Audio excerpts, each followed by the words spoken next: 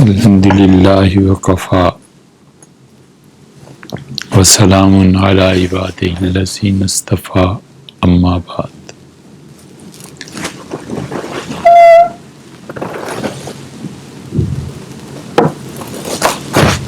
حضرت رسالت مآب صلی اللہ علیہ وسلم نے مختلف احادیث میں قیامت کے قرب میں جو حالات پیش آئیں گے ان کی نشاندہی فرمائی،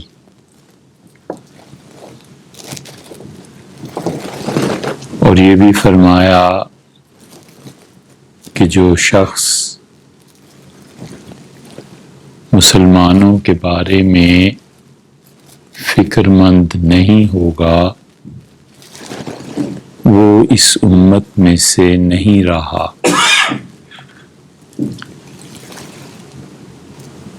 اور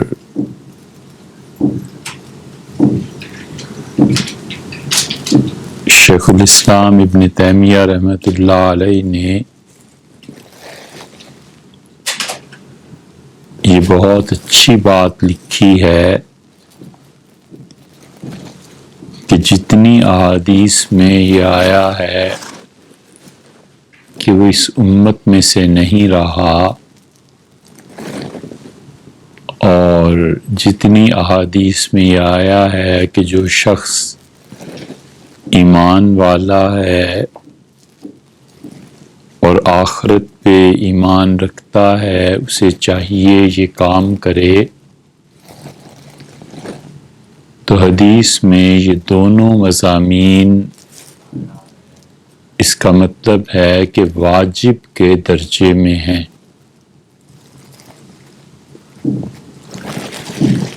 شیخ کا علم بہت وسیع اور گہرا تھا، اور اتنا زیادہ تھا کہ خود انہیں معلوم نہیں کہ اتنا تھا یا نہیں، کہ وہ جس علم کی طرف چل پڑتے تھے پھر اس میں گویا دریا بہا دیتے تھے۔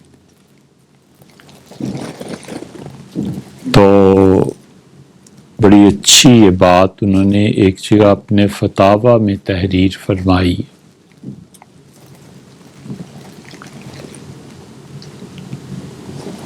اس لیے مسلمانوں کے جو مجموعی اعتبار سے مسائل ہیں، اتنا دکھ اور تکلیف اور پریشانی تو ان بیچاروں کو بھی ہوتی ہے جو عملاً کچھ نہیں کر سکتے، بے اختیار، اور ایسے لوگ جو کوئی طاقت نہ رکھتے ہوں اور مختلف قوتیں انہیں جانوروں کی طرح ہانکتی رہیں اور وہ تابع ہوں اس سے بھی بڑی طاقتوں کے، ان کا کیا لینا اور کیا دینا، اپنی مظلومیت کی داستانیں بیان کرتے رہیں اور عملاً کچھ نہ کر سکے، لیکن دکھ ہوتا ہے۔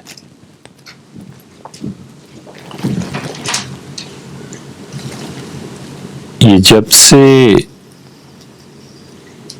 اس ایرانی جنرل کا قتل ہوا ہے تو اس کے قتل کی خبر سنتے ہی ایک حدیث ذہن میں آئی کہ رسول اللہ صلی اللہ علیہ وسلم نے یہ بتایا تھا کہ ایک بڑے آدمی کا قتل ہوگا اور اس کے بعد ایک بڑی جنگ چھڑ جائے گی، تو کیا یہ ہے وہ پھر خیال ہوا کہ اس حدیث کو ڈھونڈیں، کیونکہ مدت ہو گئی پڑھے ہوئے، اور یہ خیال تھا کہ شاید مسلم میں ہو تو وہاں تو ملی نہیں، لیکن انشاءاللہ دیکھیں گے کہ ایک آدمی کے قتل پہ ایک جنگ شروع ہوگی۔ حضرت رسالت پناہ صلی اللہ علیہ وسلم نے ایک دن خطبہ دیا اور فجر کے بعد جو گفتگو شروع فرمائی تو ظہر تک متصل گفتگو فرماتے رہے۔ لوگوں نے ظہر کی نماز پڑھی اور اس دن آنے والے حالات کی اور تکوینیات گویا سمندر حضور اقدس صلی اللہ علیہ وسلم کے قلب مبارک میں تھا، اور گویا پردے اٹھا دیے گئے زمانے کے اعتبار سے، اور وہ ایک ایک چیز کا مشاہدہ فرما رہے تھے۔ پھر عصر تک خطبہ چلتا رہا، پھر عصر پڑھائی اور مغرب تک، اور پھر مغرب کے بعد بھی۔ اور حضرت ابو حذیفہ رضی اللہ عنہ کہتے ہیں کہ ہر وہ فتنہ جو اس امت میں آئے گا اور 300 کے قریب آدمی اس میں شامل ہوں گے، کوئی ایسی چیز نہیں تھی جو اس دن انہوں نے نافرما دی ہو، اور جس نے یاد رکھا اس نے یاد رکھا۔ اور یہ علم تھا، وہ کہتے تھے یہ تھا علم، اور مجھے دیکھو تو میں نے بہت چیزیں یاد کی ہیں اس میں سے۔ اور اب جب کوئی بات میں سنتا ہوں تو مجھے یاد آتا ہے کہ اچھا حضرت نے یہ فرمایا تھا پہلے، اور یہ بالکل ایسے ہی ہے جیسے کسی آدمی کا چہرہ سامنے آئے تو مجھے یاد آتا ہے کہ اچھا اسے میں نے فلاں جگہ دیکھا تھا۔ اور پھر انہوں نے بتایا کہ فتنے، یہ چیزیں شروع ہوں گی، اور پھر تفصیل کچھ انہوں نے بھی بیان کی، اور انہوں نے کہا تھا کہ امت کی فتنہ یہ ایک ہے اردو زبان میں برے معنی میں، اس کا اصل ترجمہ آزمائش ہے۔ اللہ دے کے بھی آزماتا ہے، لے لیتا ہے پھر بھی آزماتا ہے۔ اللہ کی آزمائش خدا کی طرف سے ہر طرح سے ہوتی ہے۔ اس سے فتنے سے مراد صرف برے معانی جو ہمارے ہاں ہیں یہی نہیں ہے، اچھے معانی میں بھی استعمال ہوتا ہے کہ اللہ نے کسی کو دولت دی، اسے فتنے میں۔ اللہ تعالیٰ نے فرمایا کہ تمہارے مال اور تمہاری اولادیں فتنہ ہیں، تو فتنے سے مراد یہ تھوڑا ہی ہے کہ یہ چیزیں قابل نفرت۔ فتنے سے مراد ہے تمہاری آزمائش ہے، جانچ ہے، تم اپنی اولاد کی تربیت کیسے کرتے ہو، تم اپنے مال کو کہاں خرچ کرتے ہو، پہلے سے نیکیوں میں اور بڑھ جاتے ہو، اضافہ ہوتا ہے، کیونکہ مال، اولاد، اس سے علم میں بڑھوتی ہو جاتی ہے۔ یعنی وہ اسباب اور وسائل آدمی اختیار کر لیتا ہے جو علم کو بڑھا دیں۔ ایک کتاب اب 10,000 میں ملتی ہے، پیسے نہیں تو کہاں سے خریدے گا، کسی کے پاس ہیں تو وہ خرید لے گا۔ اسی طرح اولاد ہے، اپنے والدین کی خدمت کرتی ہے، بہت بہت بڑی بات ہے خوش نصیبی کی، اور نہیں کرتی تو ظاہر ہے کہ اللہ تعالیٰ کے ہاں اس کی جانچ ہے، فتنہ ہے، آزمائش ہے۔ تو وہ جو آزمائشوں کا دور آئے گا، حضرت حذیفہ رضی اللہ عنہ سے پوچھا تھا سیدنا عمر رضی اللہ عنہ نے بہت اصرار سے کہ یہ شروع کب ہوگا، تو انہوں نے کہا آپ کو اس سے کیا تعلق ہے، آپ کو تو کوئی واسطہ ہی نہیں ان چیزوں سے۔ تو انہوں نے پھر اصرار کیا، انہوں نے کہا عمر آپ ان فتنوں اور آزمائشیں جو امت پہ آئیں گی اس کے درمیان، آزمائشوں کے اور اپنے موجودہ دور کے درمیان دیوار ہیں، آپ دروازہ ہیں ایسا جو بند ہے۔ سیدنا عمر رضی اللہ عنہ نے کہا یہ دروازہ کھولا جائے گا یا توڑا جائے گا؟ یہ بہت گہری بات تھی جو انہوں نے پوچھی، ان کے عقل اور علم کا اندازہ لگاؤ کہ فرمایا یہ توڑا جائے گا یا کھولا جائے گا۔ مطلب یہ ہے کہ اگر کھولا جائے گا تو بند بھی ہو سکتا ہے، توڑا جائے گا تو پھر ٹوٹے دروازے کے پیچھے جو کچھ ہے اسے باہر آنے سے کون روک سکتا ہے؟ تو انہوں نے کہا توڑا جائے گا۔ کسی نے کہا کہ حذیفہ یہ حضرت عمر رضی اللہ عنہ جانتے تھے کہ وہ خود بھی کہ وہ آزمائشوں کے درمیان امت کی اور اس کے درمیان دروازہ ہیں؟ تو انہوں نے کہا مجھ سے زیادہ بہتر جانتے تھے، یہ بھی پتا تھا کہ وہ توڑے جائیں گے، کیونکہ ایسی چیزیں تھیں جو صحابہ کرام رضی اللہ عنہم زیادہ بیان نہیں کرتے تھے۔ عبداللہ ابن مسعود رضی اللہ عنہ سے کسی نے کہا کہ قیامت آئے گی، پھر انہوں نے قیامت کی نشانیاں بتائیں، فرمایا کوفہ میں سرخ آندھی چلی تھی، ہوا سرخ ہو گئی، اور ظاہر ہے کہ صحرا تھے تو ریت بہت زیادہ اڑی۔ تو ابن مسعود رضی اللہ عنہ نے لوگوں کو بتایا کہ قیامت سے پہلے ایسے ایسے ایسے ایسے یہ فتنے سر اٹھائیں گے، یہ تمہاری آزمائش ہوگی۔ اور عبداللہ ابن مسعود رضی اللہ عنہ بہت گہرے آدمی تھے، بہت زیادہ، اور اتنا کچھ ہونے کے باوجود اتنے متقی، اتنے پرہیزگار تھے کہ اللہ نے ان کے علم میں برکت دی۔ 5 ان کے شاگرد جن سے علم چلا، اور 5 کے 5 معذور۔ گونگا بول ہی نہیں سکتا تھا، بہرا سن ہی نہیں سکتا تھا، نابینا دیکھ نہیں سکتا تھا۔ ابن مسعود رضی اللہ عنہ کے یہ 5 شاگرد اور 5 معذور، اور ان کے علم پہ اتنا اعتماد تھا کہ سیدنا عمر رضی اللہ عنہ ان کے فتوے کا انتظار کرتے تھے۔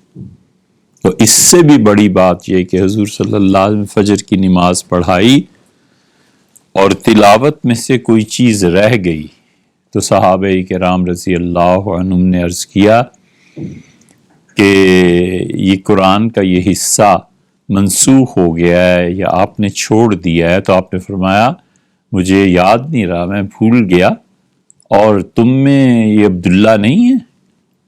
لوگوں نے عرض کیا جی ہیں، تو فرمایا عبداللہ ہے تم میں؟ یعنی مطلب یہ کہ یہ ان میں تم موجود ہو اور مجھے لقمہ نہیں دیا۔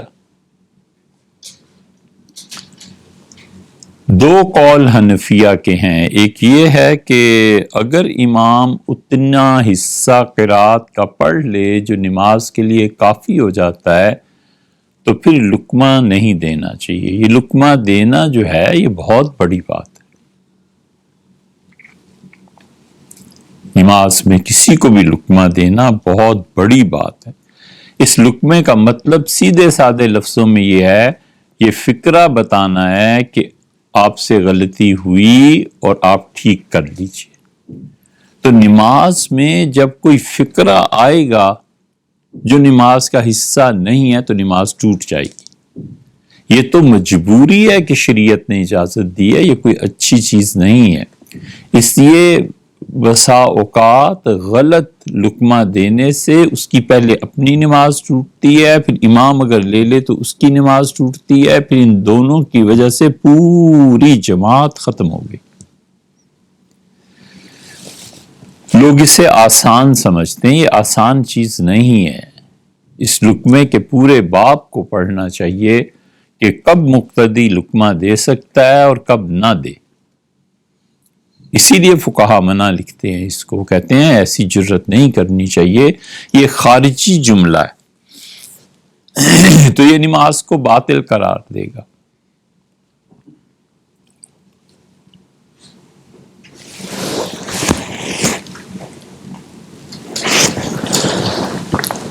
اور دوسرا قول حنفی فقہا میں یہ ہے، اور فتویٰ بھی اسی پہ دیتے ہیں، کہ امام جتنی بھی قرات کر لے، اگر قرآن پاک میں کوئی اس نے پڑھنے میں کچھ ہو گئی چیز ایسی تو اسے لقمہ دینا چاہیے، اور یہی اسی پہ فتویٰ دیتے ہیں۔ لیکن بحث بہرحال یہ کتابوں میں موجود ہے۔ تو حضور اقدس صلی اللہ علیہ وسلم نے فرمایا کہ تم میں عبداللہ نہیں ہے؟ مطلب یہ تھا کہ عبداللہ نے کیوں نہیں لقمہ دیا، ان کے علم پہ اتنا اعتبار تھا حضور صلی اللہ علیہ وسلم کو خود۔ تو عرض کیا کہ اللہ کے رسول، میں سمجھا شاید یہ آیات منسوخ ہو گئی ہوں گی، اس لیے جناب والا نے نہیں تلاوت فرمایا۔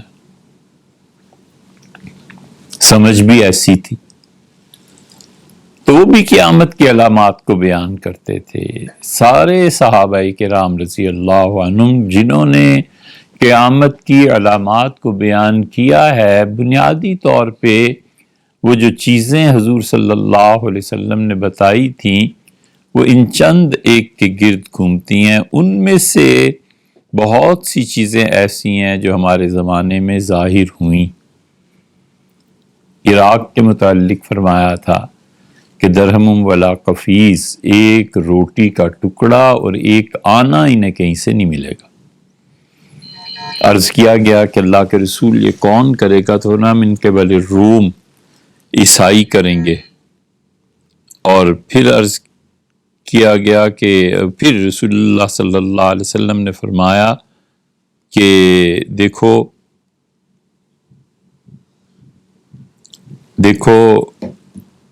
پھر یہی حال شام کا ہوگا کہ ایک روٹی کا ٹکڑا اور ایک درہم، ایک سکہ نہیں دیں گے،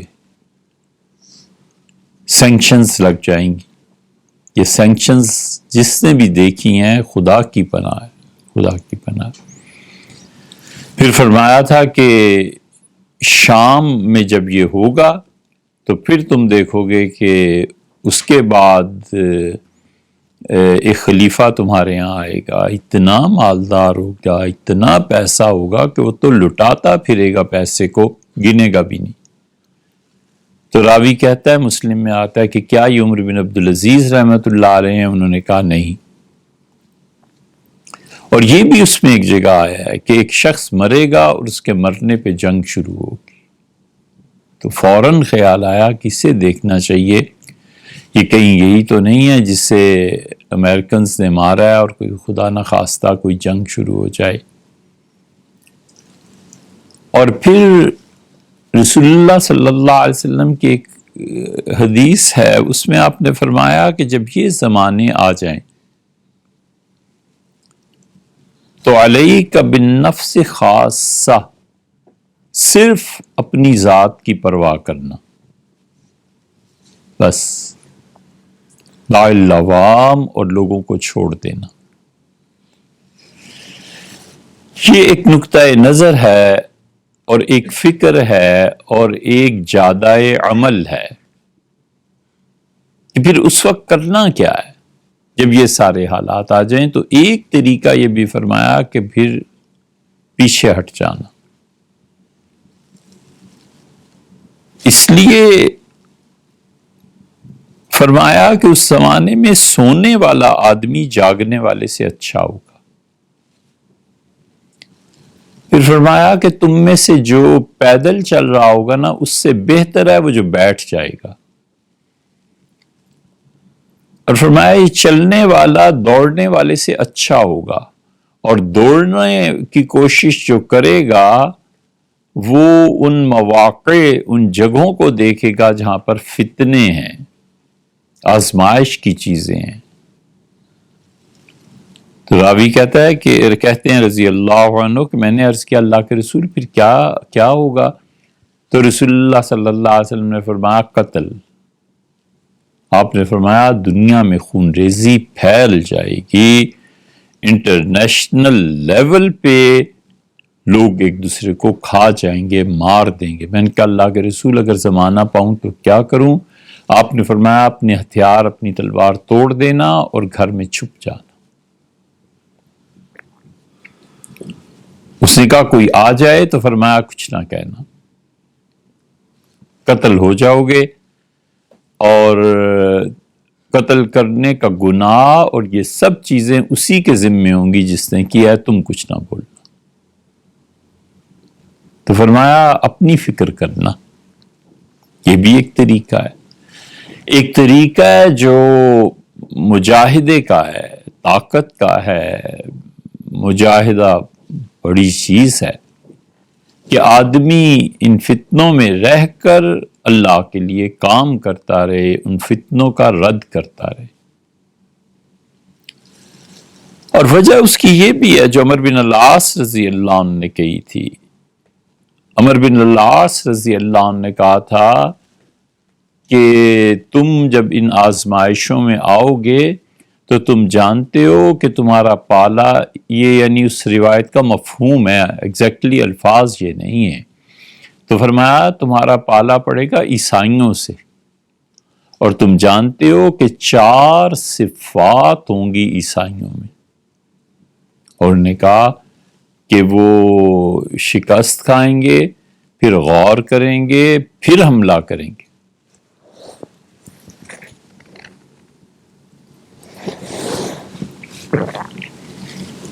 اسرع الناس، سب سے زیادہ لوگوں کی مدد کرنے والے جب لوگوں پر قدرتی آفات آئیں گی، قدرتی آفات جتنی زلزلے اور سیلاب اور یہ چیزیں، اور فرمایا کہ ان کی تعداد بہت بڑھ جائے گی. سیدنا عمر رضی اللہ عنہ کی روایت میں آتا ہے، انہوں نے مستورد رضی اللہ عنہ تھے غالباً، یا جو بھی راوی تھے، ان سے کہا کہ ہوش کرو، کیا کہہ رہے ہو؟ ان کا حضرت یہی سنا تھا کہ تعداد بہت بڑھ جائے گی. ہر آدمی کا کوئی نہ کوئی مذہب ہوتا ہی ہے، چاہے وہ عمل کرے یا نہ کرے. حضور اقدس صلی اللہ علیہ وسلم فرمایا تھا کہ دجال یہودی ہوگا، تو کوئی نہ کوئی مذہب تو اس کا ہو گئی.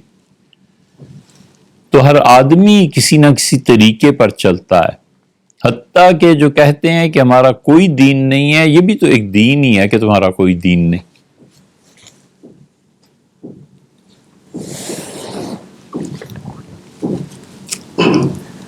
امام بخاری رحمۃ اللہ نے لکھا ہے کہ قول الرجل، آدمی کا یہ کہنا کہ لا ادری میں نہیں جانتا، یہ بھی علم ہے.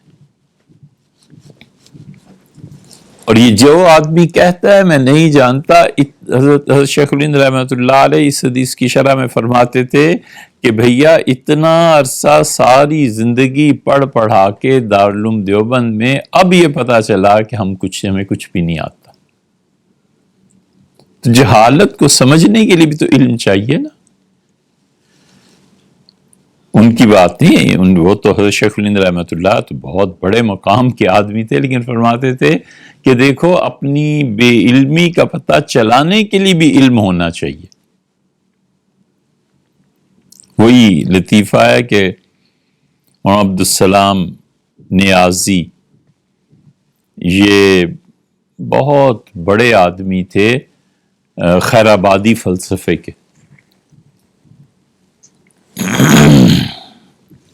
خیر آبادیوں کا فلسفہ بس ان پہ ختم ہو گیا، اور بہت زیادہ پڑھے لکھے تھے. کوئی آدمی ہمت نہیں کر سکتا تھا ان سے بات کرنے کی.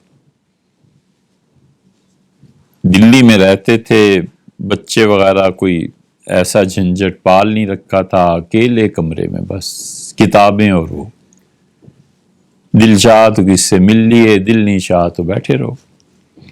پنڈت جواہر لال نہرو، ہم ان سیاسی اختلافات سے اٹھ کے جب دیکھیں نا تو پھر پتہ چلتا ہے کہ کون شخص کس مقام پہ تھا۔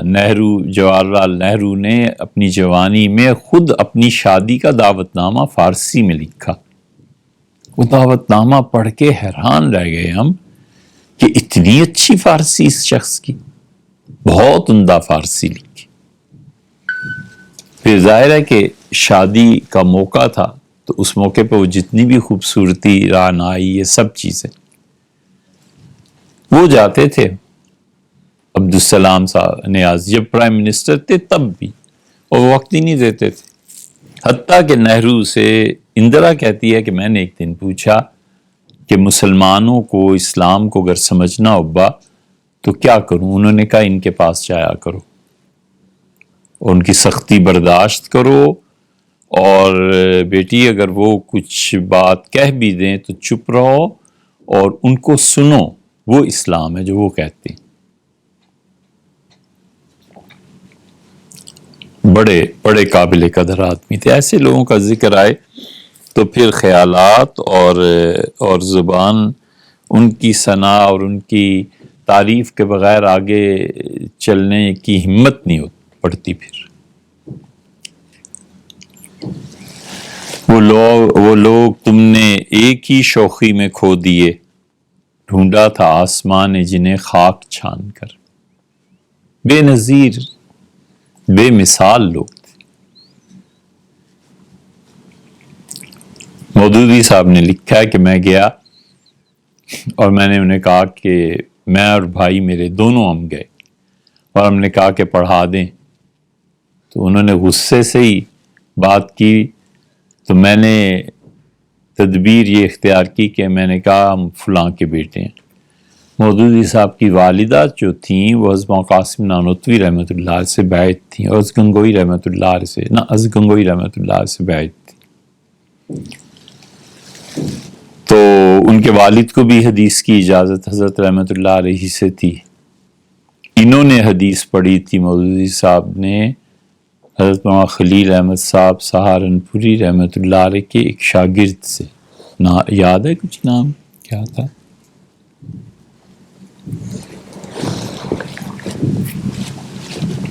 خیر وہ چھپا ہوا ہے۔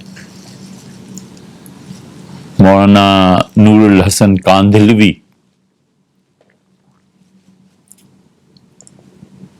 مولانا طلحہ، حضرت شیخ الحدیث مولانا زکریا صاحب رحمۃ اللہ علیہ کے صاحبزادے، وہ تب خود بھی رحمۃ اللہ علیہ ہو گئے۔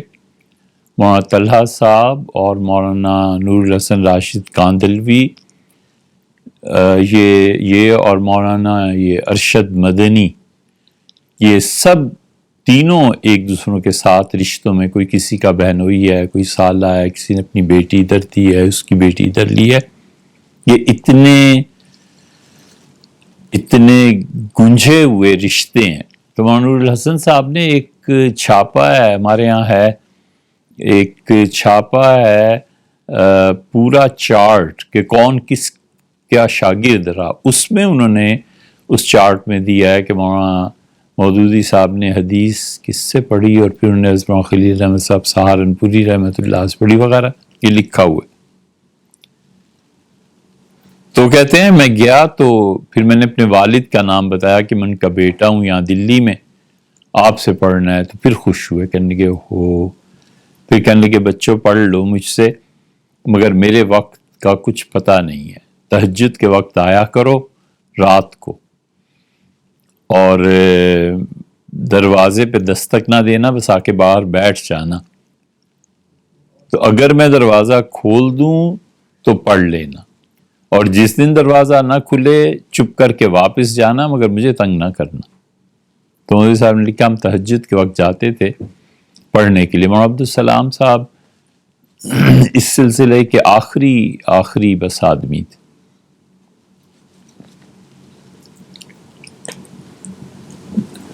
لاؤڈ سپیکر پہ تقریر ہو رہی تھی، تو قریب ہی مسجد تھی، دروازہ کھولا، سیڑھی زینے سے نیچے اترے، مسجد میں جا کر بڑے ادب احترام سے چلتے رہے. لوگ حیران کہ آج یہ بھی مسجد آئے. ٹھیک تقریر جہاں ہو رہی تھی وہاں پہنچ گئے اور جوتے اپنے رکھے وہاں پہ اور بالکل سر جھکا کے تقریر سنتے رہے. وہ تقریر کرنے والے جب اٹھے تو ان کے ہاتھ چومے اور کہا حضرت سیرت پہ حضور اقدس صلی اللہ علیہ وسلم کی مجھے بہت سی چیزیں بہت تنگ کرتی تھی، تو جب سپیکر پہ آپ کی آواز سنی تو میرے مسئلے حل ہونا شروع ہوئے. میں نے کہا یہ کون نیک آدمی ایسا ہے کہ جس کی تقریر سے میری چیزیں کھلتی چلی جا رہی ہیں، حتیٰ کہ میں مجبور ہو گیا اور اٹھ کے آیا ہوں تاکہ زیارت کروں اور دیکھوں کہ کیا علم ہے. سبحان اللہ. ہاتھ چومے حضرت کے. اور بولنے والے حضرت مولانا حسین احمد صاحب مدنی رحمۃ اللہ علیہ تھے. حضرت کے جوتے لیے اور اب کس کی ہمت تھی کہ ان کے ہاتھ سے جوتے لیتا اور جا کر حضرت کے سامنے رکھے، انہیں پہنائے، پھر حضرت کو رخصت کیا. یہ دوسری طرف ایسی چیزیں تھیں تو ان کے پاس جوش آئے. بات تو یہ ہو رہی تھی کہ کسی آدمی کا یہ قول یا اس کا کہنا کہ میرا کوئی مذہب نہیں ہے، خود یہ بھی تو ایک مذہب ہے کہ ہمارا کوئی مذہب نہیں ہے، نظریہ ہے نا. تو جوش ملی آبادی وہی لطیفہ چلے گئے اور جوش ملی آبادی سے مولانا کا تعلق اس اعتبار سے تھا کہ کبھی چلا جاتا تھا یہ جوش تو مولانا اس کی قدر کرتے تھے، کیونکہ جوش کو ادب، فارسی شاعری بڑا مقام تھا اس کا اپنے اس فیلڈ میں.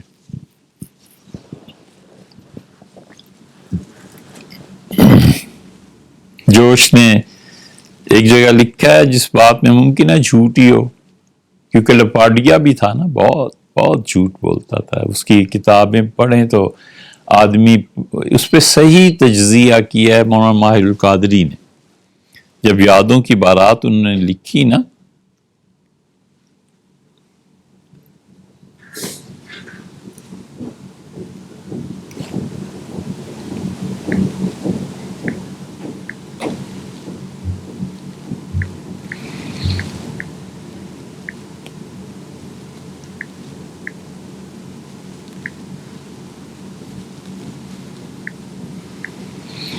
جب یادوں کی بارات انہوں نے لکھی تو اس پہ ملک میں بہت لوگوں نے اس پہ تبصرہ کیا اور صحیح معنی میں کچا چٹھا کھولا مولانا ماہر القادری نے. فاران رسالہ بہت مشکل سے ملتا ہے لیکن خیر ہمارے یہاں الحمدللہ ہے. تو جوش نے لکھا ہے کہ ہماری دادی سینکڑوں ہزاروں محاورے اردو فارسی سب جانتی تھیں.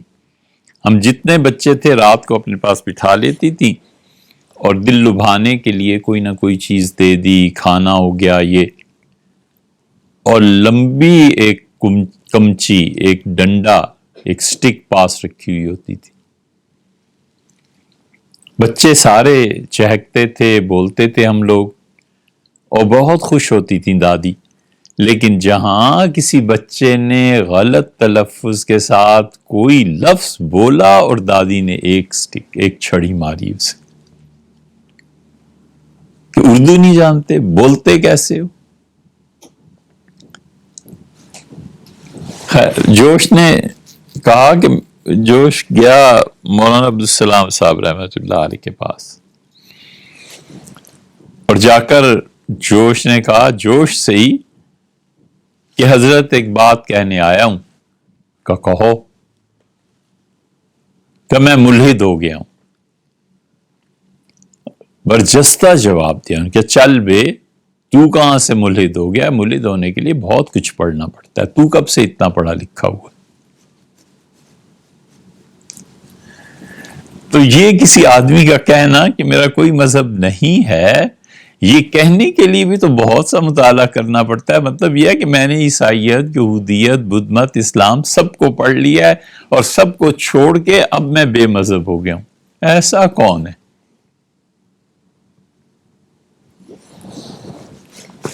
الحاد بھی ایک چیز ہے.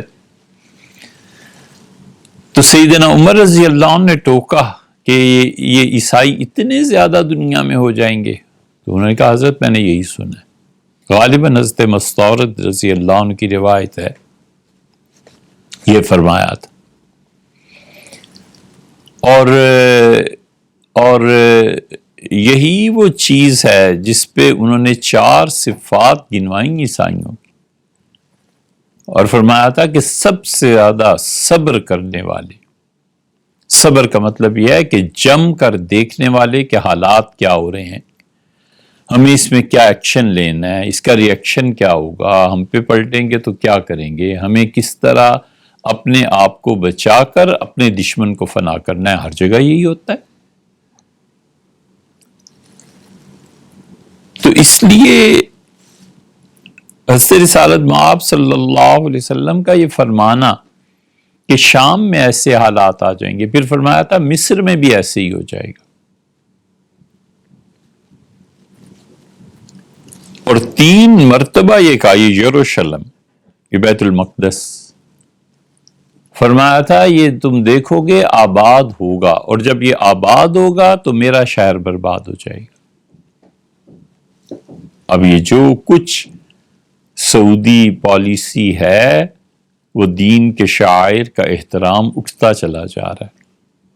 بدعات آنے لگی، وہ چیزیں جن پہ ان کے آبا و اجداد قتل کر دیتے تھے، مار دیتے تھے، اب کوئی مسئلہ ہی نہیں ہے. اب ادھر دیکھو تو یروشلم امریکہ نے اسے اپنا سفارت خانہ چیزیں منتقل کی، اور ادھر مدینہ منورہ میں یہ تباہی نظریاتی اعتبار سے بھی پھیل رہی ہے اور عملاً بھی پھیل رہی ہے. خواتین کا شیوع، خواتین کا سرکاری عہدے، پرائیویٹ عہدے، یہ کب تک حجاب اور پردہ رہے گا؟ ایک نسل نہیں بدلنی اور یہ سب حجاب اور پردے ختم ہو جائیں گے، اور 2-3 نسلیں ہیں ممکن ہے اس کے بعد ساری وہ چیزیں رائج ہوں جو یورپ میں رائج ہوئی ہیں. اسی لیے حضور اقدس صلی اللہ علیہ وسلم بتایا تھا کہ پھر دجال اور ان چیزوں کے گزرنے کے بعد فرمایا تھا یہ جو دیکھتے ہو نا تم، یہ میرے گھر کے پاس والا ستون، فرمایا تھا اس پہ کتے پیشاب کریں گے آ کے، سب جنگل ہی جنگل ہو جائے گا، سب ہر طرف پودے اور جھاڑیاں اور جنگلی چیزیں یہ اگ جائیں گی. یہ تو خیر بہت بہت بعد کی بات ہے، لیکن جس نہج پہ دھیرے دھیرے یہ چل رہے ہیں اس کا انجام بھی فرمایا تھا کہ انجام آخر کار کے ہوگا. اسی لیے رسول اللہ صلی اللہ علیہ وسلم نے فرمایا تھا کہ تم دیکھو گے کہ جب یہ زمانے آئیں گے تو دنیا میں بے وقوف لوگوں کو حکومتیں ملیں گی. ایک یہ فرمایا کہ بے وقوف ہوں گے، دوسرے فرمایا کہ ان کے اخلاق درندوں کی طرح ہوں گے. جس طرح جانور ہوتے ہیں نا کہ جو اس کی خواہش ہے اس خواہش کا غلبہ ہو جائے گا اس کی ذات پہ. فرمایا تھا ان کے اخلاق جانوروں کی طرح ہوں گے، اور یہ بھی فرمایا تھا کہ بے عقل لوگوں کو حکومتیں ملیں گی. اور ایک جگہ تو نام لے کے فرمایا کہ جہجہ ایک آدمی ہوگا اور اس کے 4 بیٹے ہوں گے، عبد الکبیر ان میں سے ایک، اور 3 اور بھی نام گنوائے. فرمایا یہ ایک آدمی کے 4 بیٹے اور ان کی سلطنت آ جائے گی. اور وہ کہتے تھے صحابہ رضی اللہ عنہم کہ اس کے والد کا نام عبد المجید ہوگا. آئے گی، اب دنیا میں کہاں آئے گی کچھ نہیں کہا جا سکتا، لیکن آپ نے فرمایا کہ وہ ڈنڈے کی حکومت ہوگی، زور پہ چلے گی.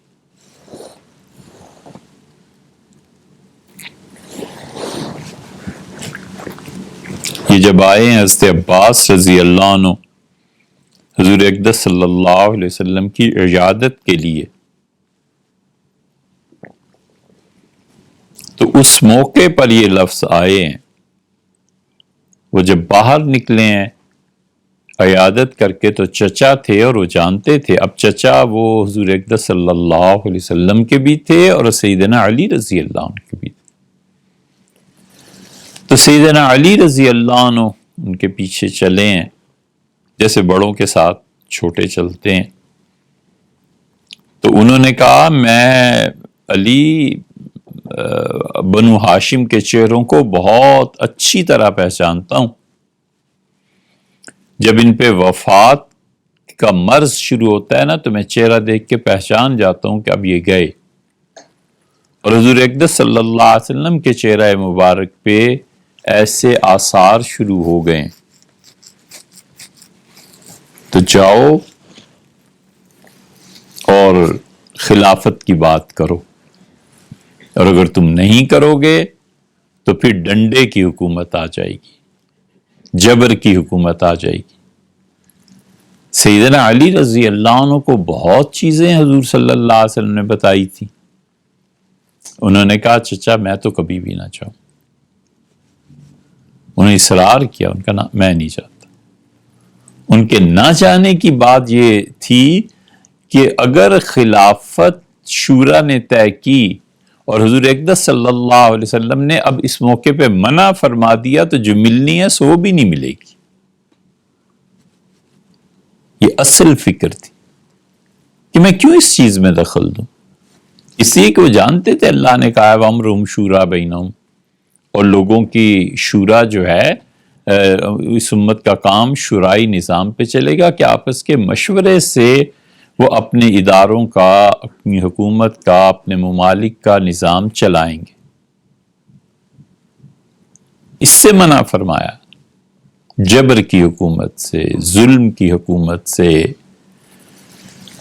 فرد واحد اتنا با اختیار ہو جائے کہ وہ جو چاہے قوانین میں ترمیم اور اضافہ کرتا رہے، یہ طاقت کسی کی نہیں ہے، یہ کسی کے پاس اتھارٹی نہیں ہے، نہ مذہبی طبقہ ہے اور نہ ہی جو ملک کو قائم رکھنے والے ہیں، یا فوج جس کے پاس ملک کی حفاظت کے لیے ہوتی ہے، یا وہ ان کی پارلیمنٹ یا جو بھی اس سے کہ یہ ادارے کو یہ مشورہ کر کے آپس میں پھر حکمرانی کریں گے۔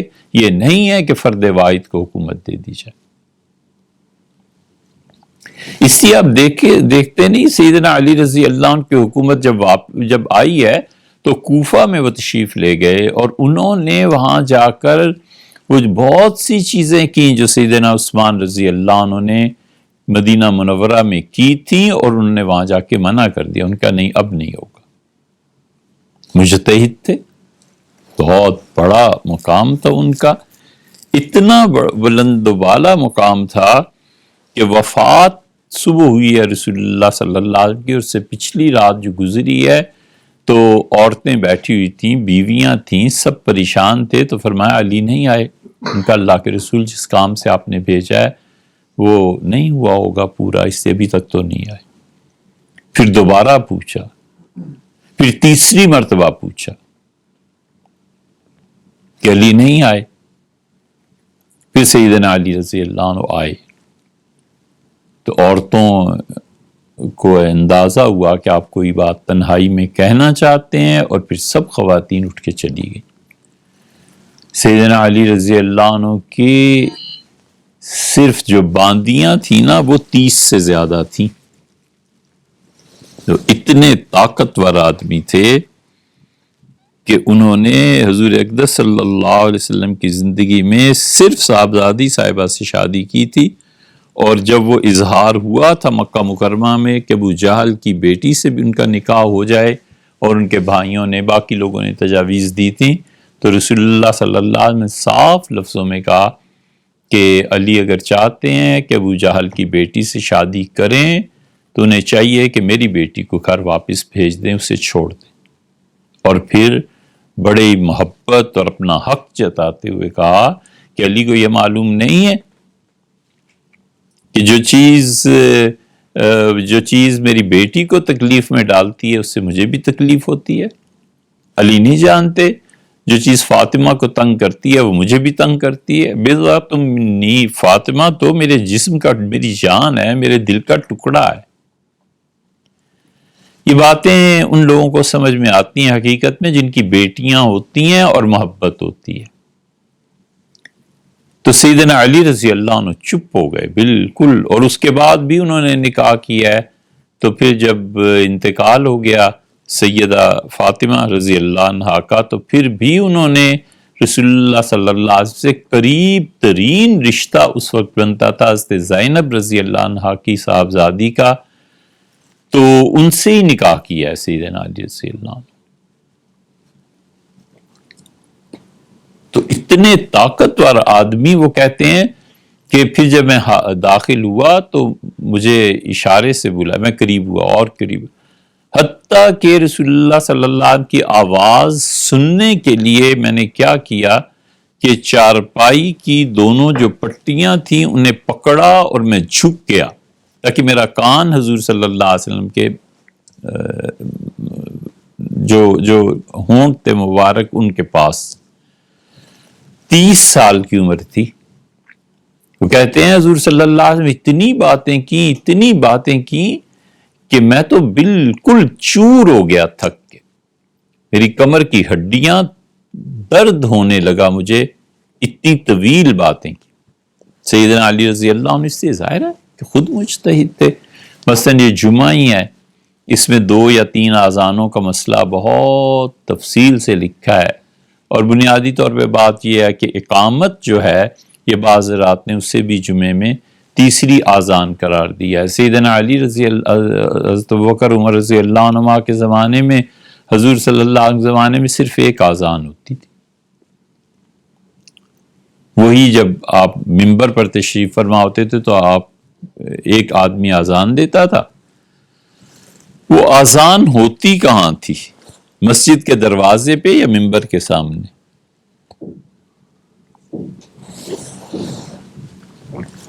مسجد کے دروازے پہ ہوتی تھی یا منبر کے سامنے ہوتی تھی؟ یہ اہل علم کو غور کرنا چاہیے۔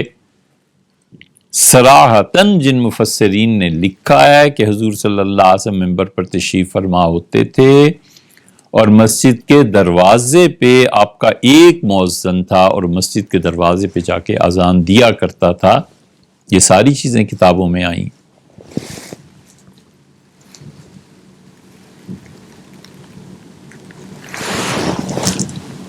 اچھا، اور چھوڑو اس کو، یہ بھی ایک بحث ہی ہے۔ تو وہ اقامت جو ہے یہ بعض اسے بھی اذان شمار کرتے تھے، تو کہتے تھے حضور صلی اللہ علیہ وسلم میں 2 اذانیں ہوتی تھی، پھر تیسری اذان یہ اضافہ کیا تھا حضرت عثمان رضی اللہ عنہ نے۔ اور زورا ایک جگہ تھی، بہت بڑا پتھر تھا یا مکان تھا، وہاں پہ تیسری اذان ہوتی تھی۔ حضرت عثمان رضی اللہ عنہ نے کہا کہ ابوبکر اور عمر رضی اللہ عنہ کے زمانے میں وہی تھا جو رسول اللہ صلی اللہ علیہ وسلم کے زمانے میں تھا، میرے زمانے میں بہت زیادہ لوگ ہو گئے ہیں، مدینہ منورہ کی آبادی بہت دور دور تک پھیل گئی ہے اور لوگوں کی تعداد بڑھ گئی ہے، تو اس لیے وہ جو زورا ہے اس مکان کی چھت پہ چڑھ کے یا اس بڑے پتھر پہ کھڑے ہو کے اذان دیا کرو تاکہ لوگوں کو پتہ چلے اور وہ جمعے کے لیے آئیں۔ وہ تیسری اذان شروع ہوئی، صحابہ رضی اللہ عنہ زندہ تھے سارے ہی، بہت بڑے بڑے، کسی نے کچھ نہیں کہا۔ سیدنا علی رضی اللہ عنہ بھی وہیں تھے، کچھ نہیں، بس ٹھیک ہے۔ یہ صحابہ رضی اللہ عنہ کو گویا اس پہ ایک طرح کا جوڑ ہو گیا تھا کہ بس ٹھیک ہے، امیر المومنین نے جو کہا وہ ٹھیک ہے، لیکن سیدنا علی رضی اللہ عنہ جب خود کوفہ گئے ہیں تو چھوڑ دی، اس کو ختم کر دیا تھا۔ فرمایا وہی کرو جو بکر عمر رضی اللہ عنہ نے کیا، حضور صلی اللہ علیہ وسلم نے کیا۔ چوتھی اذان بھی ہوتی تھی پھر، وہ عثمانیوں کا تھا کہ جب امام آتا تھا خطبہ دینے کے لیے تو جب وہ مسجد میں داخل ہوتا تھا، ان عثمانیوں نے چوتھی اذان اس وقت کے فقہا نے، مفتیوں نے جائز قرار دیا تھا. وہ کہتے تھے اس لیے کہ لوگ اب آئیں اور آ کر تقریر سنیں، خطبہ سنیں، انہیں پتہ چلے کہ امام آ گیا. بعض نے کہا کہ عثمانیوں نے یہ اضافہ حرم شریف میں کیا تھا. بہرحال جہاں بھی ہوا ہوگا، لیکن یہ آذانوں کی تعداد 4 تک پہنچی ہے. سیدنا علی رضی اللہ عنہ جب کوفہ گئے ہیں، اس طرح کی بہت مثالیں مل جائیں گی کہ امیر المومنین رضی اللہ عنہ نے کوفہ پہنچنے پہ، حتیٰ کہ مدینہ منورہ میں بھی بعض اوقات انہوں نے بالکل مجتہد تھے، ان کا میں اس کو بالکل نہیں مانوں گا، اس طرح ان کا بالکل نہیں. ایک آدمی کہتا ہے میں نے جا کے کہا کہ حج تمتع کے متعلق آپ کیا کہتے ہیں؟ ان کا کہ ہاں میں جانتا ہوں امیر المومنین سیدنا عمر رضی اللہ عنہ منع فرمایا تھا، اور منع فرمانے کی کوئی بات تھی. انہوں نے کہا عثمان رضی اللہ عنہ بھی اب منع فرما رہے ہیں اور کہتے ہیں کہ وہ جو امیر المومنین نے کہا تھا ہم اس پہ قائم ہیں. تو سیدنا علی رضی اللہ عنہ اپنے جانوروں کو ان کے لیے وہ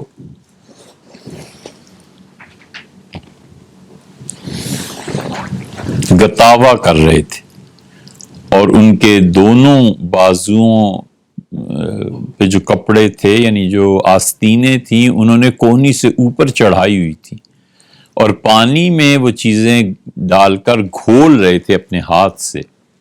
تو ناراض ہوئے. انہوں نے کہا کہ سیدنا عثمان رضی اللہ عنہ نے یہ کیا ہے؟ اس نے کہا ہاں. فرمایا میں بالکل اس کو نہیں مانتا، یہ کرو اور یہ کرو. وہ ساری چیزیں حدیث کی کتابوں میں بھی آئی ہیں. مطلب یہ ہے کہ امیر المومنین رضی اللہ عنہ نے وہاں کوفہ پہنچ کر بھی رسول اللہ صلی اللہ علیہ وسلم کی جو طریقے تھے، اور جو وقتی طور پہ، یہ بڑی بات ہے کہ وقتی طور پہ اور کسی محدود مدت کے لیے خلیفہ مسلمین کوئی کام کرتے ہیں، اس میں مجتہد کی ضرورتیں پیش آتی ہیں. مجتہد سمجھتا ہے کہ یہ چیز اب ہو سکتی ہے، نہیں چلے گئے نہیں. سیدنا علی رضی اللہ عنہ بعض چیزیں نہیں کی. کیا چیز تھی؟ وہ ان کا اجتہاد تھا. مصیبت یہ ہے کہ اب اتنے بڑے لوگ نہیں رہے جو اصول فقہ کو، ان چیزوں کو پڑھے ہوئے بھی ہوں اور اس کے ساتھ ساتھ مجتہدانہ بصیرت بھی رکھتے ہوں کہ ہمارے زمانے میں ان احکامات پر کیسے عمل کیا جائے گا، کیا کیا جائے گا. تو وہاں یہ آیا ہے کہ تم دیکھو گے عیسائی غالب آ جائیں گے، اور تم دیکھو گے کہ ان کی تعداد دنیا میں بہت زیادہ ہو جائے گی، اور تم نے دیکھا نہیں کہ وہ اسرع الناس، لوگوں کی مدد کے لیے سب سے پہلے پہنچنے والے ہوں گے. اور اس زمانے میں جنگیں ہوں گی، اور اتنی بڑی جنگ ہوگی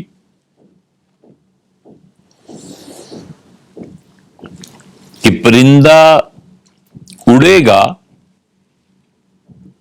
اور تھک کے گرے گا اور مر جائے گا. انسانی گوشت کے علاوہ اسے کوئی چیز نہیں ملے گی. پرندے کئی میل تک اڑتے ہیں.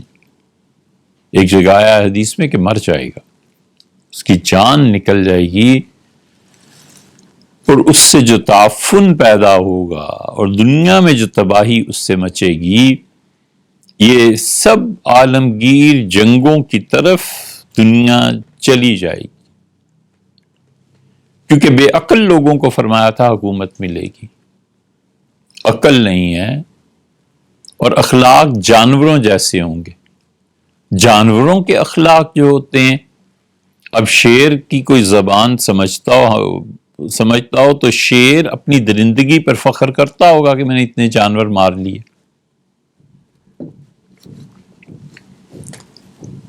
یہ پہلی بار یہ دور دیکھا ہے اپنے ملک میں، تو پہلی بار یہ دور دیکھا ہے کہ جھوٹ پہ فخر ہے، برائی پہ فخر ہے. کوئی بتائے کہ یہ جھوٹ بول رہے ہو، تو اس جھوٹ پہ مطلب اتنی بے شرمی ہے کہ وہ جھوٹ بھی قابل فخر چیز بن گیا کہ ٹھیک کیا، اچھا کیا. سبحان اللہ، آج کے اخبار اٹھا کے دیکھو تو کہتے ہیں کہ وزیر تعلیم کے لیے تعلیم کا ہونا ضروری نہیں ہے، تجربے کا ہونا ضروری ہے۔ بھلا دنیا میں کون سا وہ غلط نظریہ ہے جس کو الفاظ کے کھیل سے ثابت نہیں کیا جا سکتا؟ ان سب کا جد اعظم وہ شیطان، اس نے بھی اللہ تعالیٰ سے کہا کہ آپ کہتے ہیں اس کو سجدہ کروں، یہ مٹی کا ہے، میں آگ کا ہوں، آگ بھی بھلا مٹی کے سامنے جھکتی ہے؟ بولا تو وہ بھی بات یہ نہیں ہوتی کہ یہ بات ہے، بات یہ ہوتی ہے کہ معقول کتنی ہے، عقل کے معیار پر پوری کتنی اترتی۔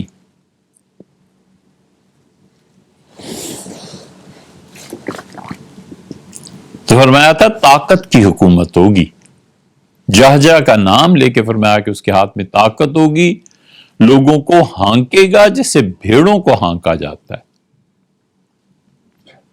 اس لیے طاقت کی حکومت ایسے ہی ہوتی، شورائی نظام نہیں ہوتے، کوئی پوچھنے والا نہیں ہوتا، قتل ہوتا ہے، جبر ہوتا ہے۔ اس جبر کے خلاف اتنا شریعت کا مزاج ہے کہ جبر وہ مانتی ہی نہیں ہے گویا۔ ہم نے ایک مرتبہ یہ بات کی تھی کہ تکوینیات میں جبر ہوتا ہے، تشریعات میں نہیں ہوتا، اور تکوینیات وہ اللہ کے قبضے میں، اللہ جو چاہے سو کرے، اور اللہ تعالیٰ ایسی اپنے احکامات کو نافذ کر دیتا ہے تکوینیات میں کہ بولنے کی پھر گنجائش باقی نہیں رہتی۔ لیکن انسانوں پہ جبر کریں، انسانوں کی رائے کا احترام نہ کریں، انسانوں کے ساتھ مشورہ کیے بغیر جبر کرے، یہ شریعت کا مزاج نہیں ہے۔ شریعت اس مزاج کو مانتی ہی نہیں ہے۔ اسی لیے آپ دیکھیں سیدنا عمر رضی اللہ عنہ نے عمر بن العاص رضی اللہ عنہ کے بیٹے محمد کو جب اس نے ایک آدمی کو مارا تو امیر المومنین رضی اللہ عنہ اس مقدمے میں خود اس محمد کو مارا، اور جملہ کیا غضب کا ارشاد فرمایا قیامت تک کے لیے، فرمایا متی استعبدتم الناس، تم نے کب سے لوگوں کو جبرن غلام بنانا شروع کر دیا؟ تم نے کب سے لوگوں کی آزادیاں چھیننی شروع کر دی ہیں؟ وَقَدْ وَلَدَتْهُمْ أُمَّهَاتُهُمْ أَحْرَارًا، ان کی ماؤں نے تو انہیں آزاد فضا میں جنم دیا تھا۔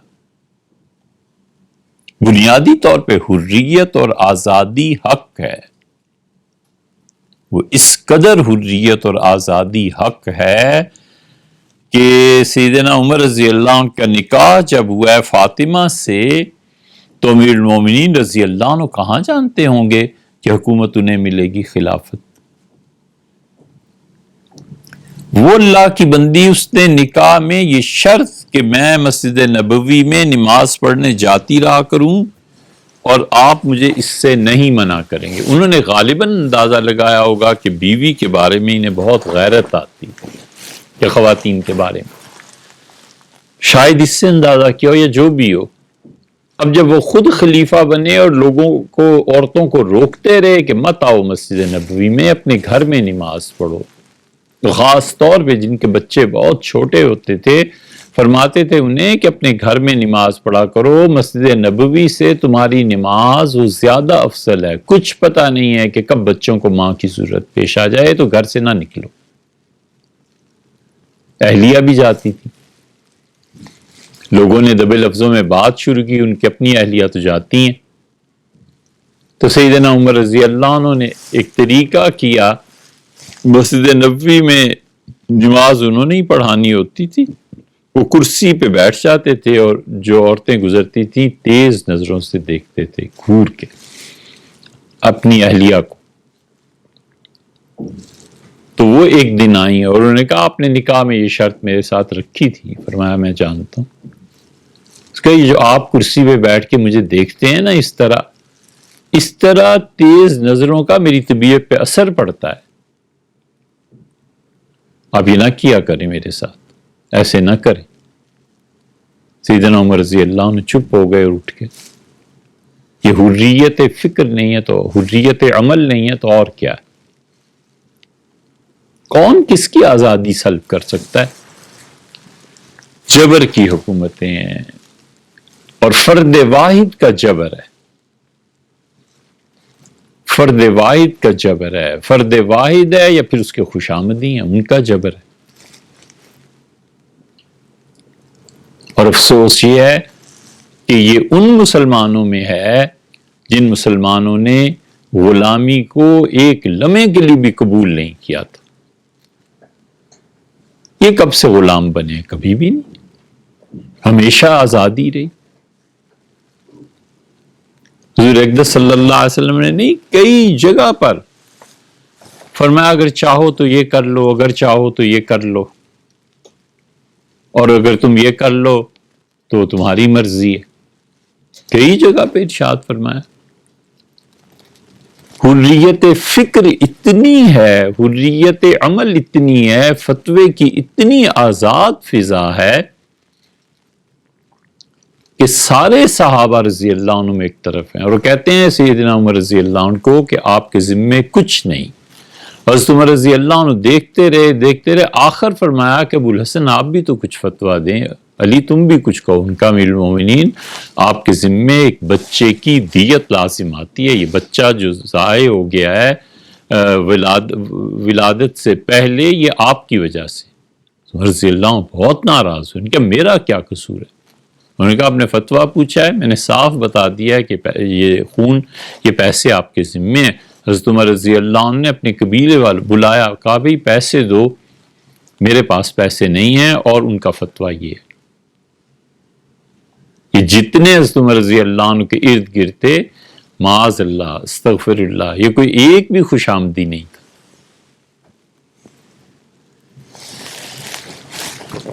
کوئی ایک شخص بھی ایسا نہیں تھا رسول اللہ صلی اللہ علیہ وسلم کے اصحاب میں جو حریت فکر کو چھوڑ دے۔ سوچ میں آزادی تھی، بحث کرتے تھے، حتیٰ کہ حضور صلی اللہ علیہ وسلم سے بحث کرتے تھے اور پوچھتے تھے کہ اللہ کے رسول وحی ہے؟ آپ فرماتے نہیں، پھر آزادی، اور فرما دیتے وحی ہے، وہ کہتے تھے چپ ہو جاؤ بس۔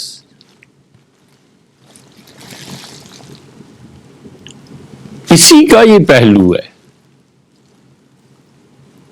کہ چین میں جو کچھ ہو رہا ہے مسلمانوں کے ساتھ، کوئی بولنے والا نہیں۔ پہلے روسی کر رہے تھے اور خبریں آتی تھیں، لوگ کہتے تھے جی یہ امریکن میڈیا کام کر رہا ہے، سب جھوٹ ہے، رشیا میں کچھ نہیں ہو رہا۔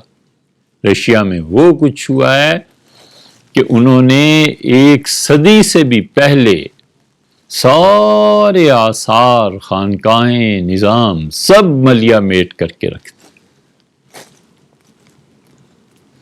1917 کا جو ان کا انقلاب تھا، اس نے بالکل تباہ و برباد کر دیا، ایسی تہذیب مٹا دی جو دنیا میں کبھی دوبارہ قائم نہیں ہوگی۔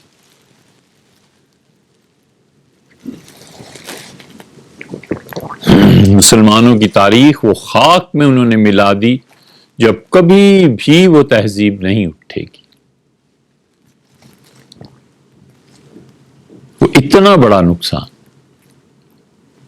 اور جب آزادی ملی ہے ریاستوں کو، تو ہم نے جا کے وہاں دیکھا مسلمان نام بچوں کے، اور انہیں کلمہ بھی نہیں آتا، وہ جانتے ہی نہیں اسلام کیا ہوتا ہے۔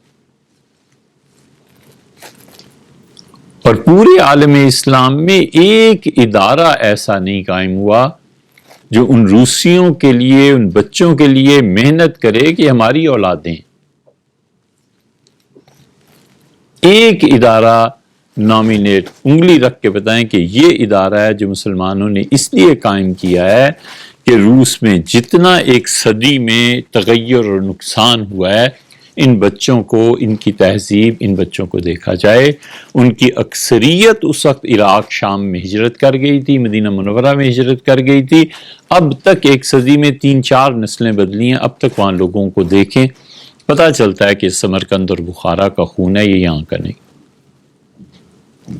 یہ جتنے بخاری تھے، سید بخارا کے سادات، اب تک دنیا میں مختلف جگہوں پہ چلے آتے ہیں کہ بخاری سید خاص طور پہ مارے گئے اور نکالے گئے۔ وہ جو حضرت حسین رضی اللہ عنہ کے ساتھ ہوا تھا، یہ حسینی سید ہے نا، عام طور پہ بخاری سید جو ہوتے ہیں ان کی زندگی مظلومیت کے ساتھ گزری. یہ تاریخ ہی نہیں پتا، پڑھا ہی نہیں ہم نے.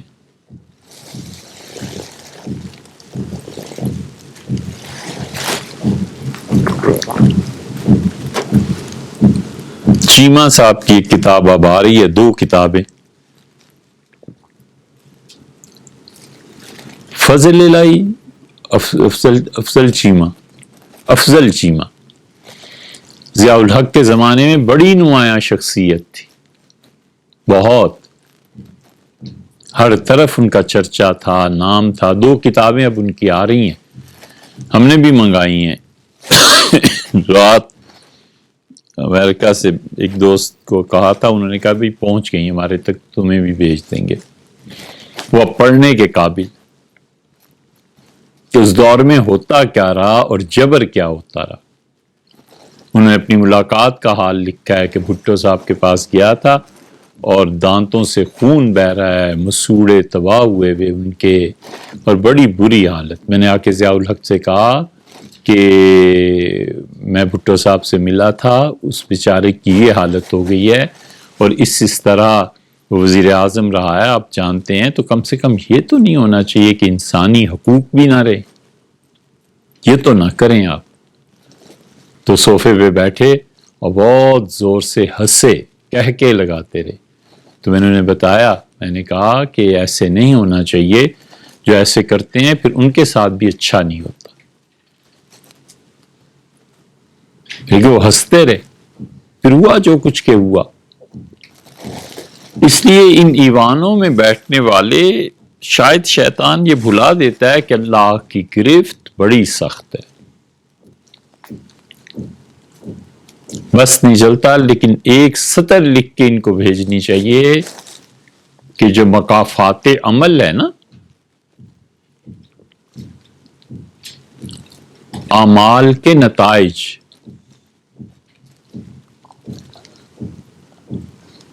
یہ اللہ کی چکی آہستہ چلتی ہے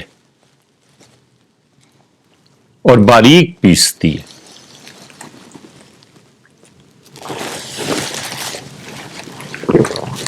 اللہ کی چکی آہستہ چلتی ہے اور باریک پیستی ہے. بس خاندانوں میں دیکھ لو، خدا کی چکی بڑی آہستہ چلتی ہے اور اتنا باریک پیستی ہے کہ نام و نشان مٹ جاتا ہے. اور آخرت میں جو عذاب ہیں وہ الگ ہیں.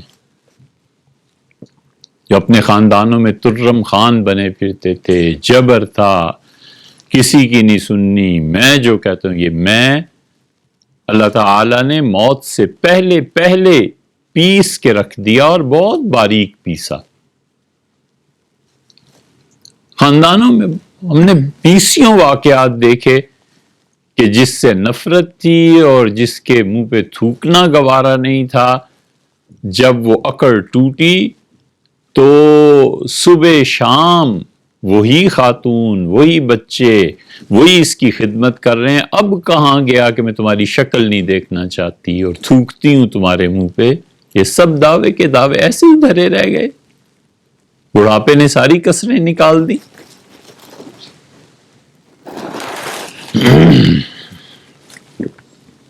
بڑی عبرت کی جگہ ہے یہ دنیا، بڑی عبرت کی جگہ ہے. سوچو اور دیکھو، اور دیکھو اور سوچو، دونوں طرح سے بڑی عبرت کی جگہ. اس لیے ہمیں تو اپنے حضرات کا مسلک، ہم کیا، ہماری اوقات کیا، مگر بس وہی ٹھیک ہے. فراست بھی ایک چیز ہے نا. کبھی کبھی آپ کہتے ہیں یہ چھٹی حصہ ہے. مومن کی فراست بہت بڑی چیز ہے.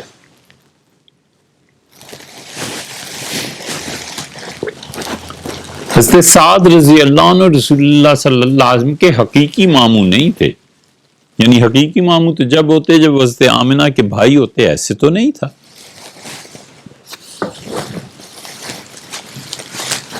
لیکن چونکہ ننہال وہی تھا حضور صلی اللہ علیہ وسلم کا، تو آپ فرماتے تھے کہ سعد میرے ماموں، اور یہ بھی فرمایا کہ میرے ماموں جیسا سعد جیسا کوئی ہو تو لا کے دکھاؤ۔ بہت طویل عمر اللہ نے دی تھی اور بڑے مناقب ہیں ان کے، اور ان کے ایک ایک جملے کا عالم اسلام پہ اثر پڑتا تھا، ایک ایک جملے کا۔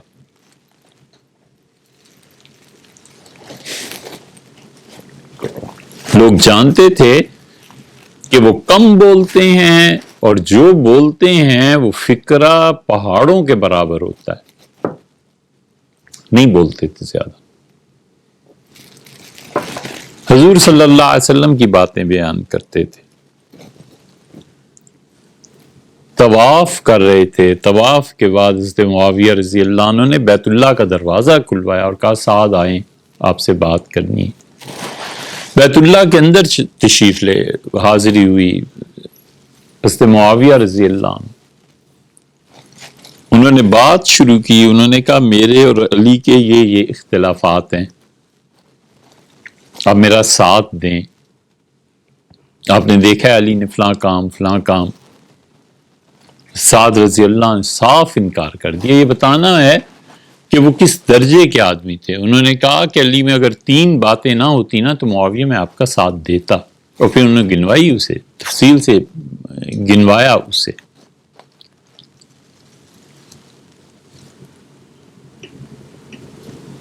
مدینہ منورہ سے کئی میل کے فاصلے پر اپنا محل بنوایا تھا، پیسہ بھی اللہ نے خوب دیا تھا۔ تو سیدنا عمر رضی اللہ عنہ نے جن 6 آدمیوں کو خلافت کا کہا تھا، یہ صحابہ رضی اللہ عنہ سمجھ گئے تھے کہ جب تک ان میں ایک بھی زندہ ہے نا، خلافت اسی کے پاس جانی چاہیے۔ یہ ان کی سمجھ کا کمال تھا کہ یہ 6 آدمی امیر المومنین نے منتخب کیے ہیں، ان میں سے ایک نے خلیفہ بننا ہے، جو بھی بنا، لیکن 5 تو زندہ رہیں گے نا بعد میں، باقی ان میں سے جو بھی جب تک زندہ ہے وہ خلیفہ ہو۔ یہ گہری سمجھ تھی۔ اور ہوا یہ کہ پھر سب سے پہلے عبد الرحمن ابن عوف رضی اللہ عنہ کا انتقال ہوا 33 ہجری میں۔ پھر 2 یا 3 سال کے بعد سیدنا عثمان رضی اللہ عنہ کی شہادت ہو گئی۔ پھر طلحہ اور زبیر، یہ سیدنا علی رضی اللہ عنہ کے ساتھ وہاں جو کچھ پیش آیا، 5ویں خود سیدنا علی رضی اللہ عنہ تھے، وہ بھی شہید ہو گئے۔ لے دے کے ایک آدمی رہ گئے تھے، سعد رضی اللہ عنہ، اور صحابہ رضی اللہ عنہ ادھر گئے پھر خلافت کے لیے کہ آپ لے لیں۔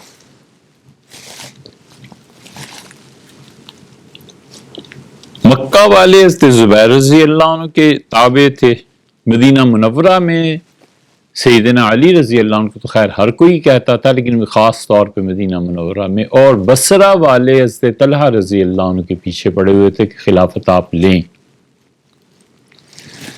سعد رضی اللہ عنہ نے کئی میل، یعنی ان کی قبولیت عند اللہ یہ ہے کہ سعد رضی اللہ عنہ جب انتقال ہوا ہے تو جنت البقیع میں تدفین کے لیے صحابہ کرام رضی اللہ عنہ نے یہ 8-10 میل کا فاصلہ طے کیا ہے، پیدل سعد رضی اللہ عنہ کا جنازہ اٹھا کے چلتے رہے۔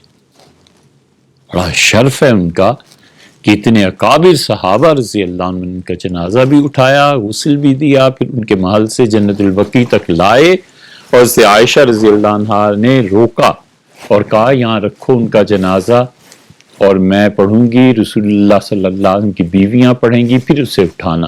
اس میں آیا ہے کہ صحابہ رضی اللہ عنہ نے برا مانا کہ عورتیں جنازہ پڑھیں، لیکن چونکہ ام المومنین تھی اس سے کوئی کچھ کہہ نہیں سکا۔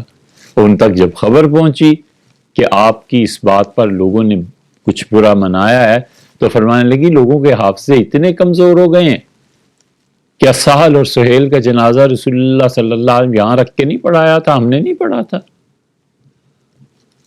کیا ہو گیا لوگوں کو؟ تو اس ڈانٹ پہ بھی لوگ چپ رہے۔ حنفیہ نے اسی سے استدلال کیا ہے کہ صحابہ رضی اللہ عنہ کا اس کو برا منانا یہ دلیل ہے اس کی کہ عورتوں کے لیے جنازہ نہیں ہے، لیکن اگر پڑھیں گی تو ٹھیک ہے۔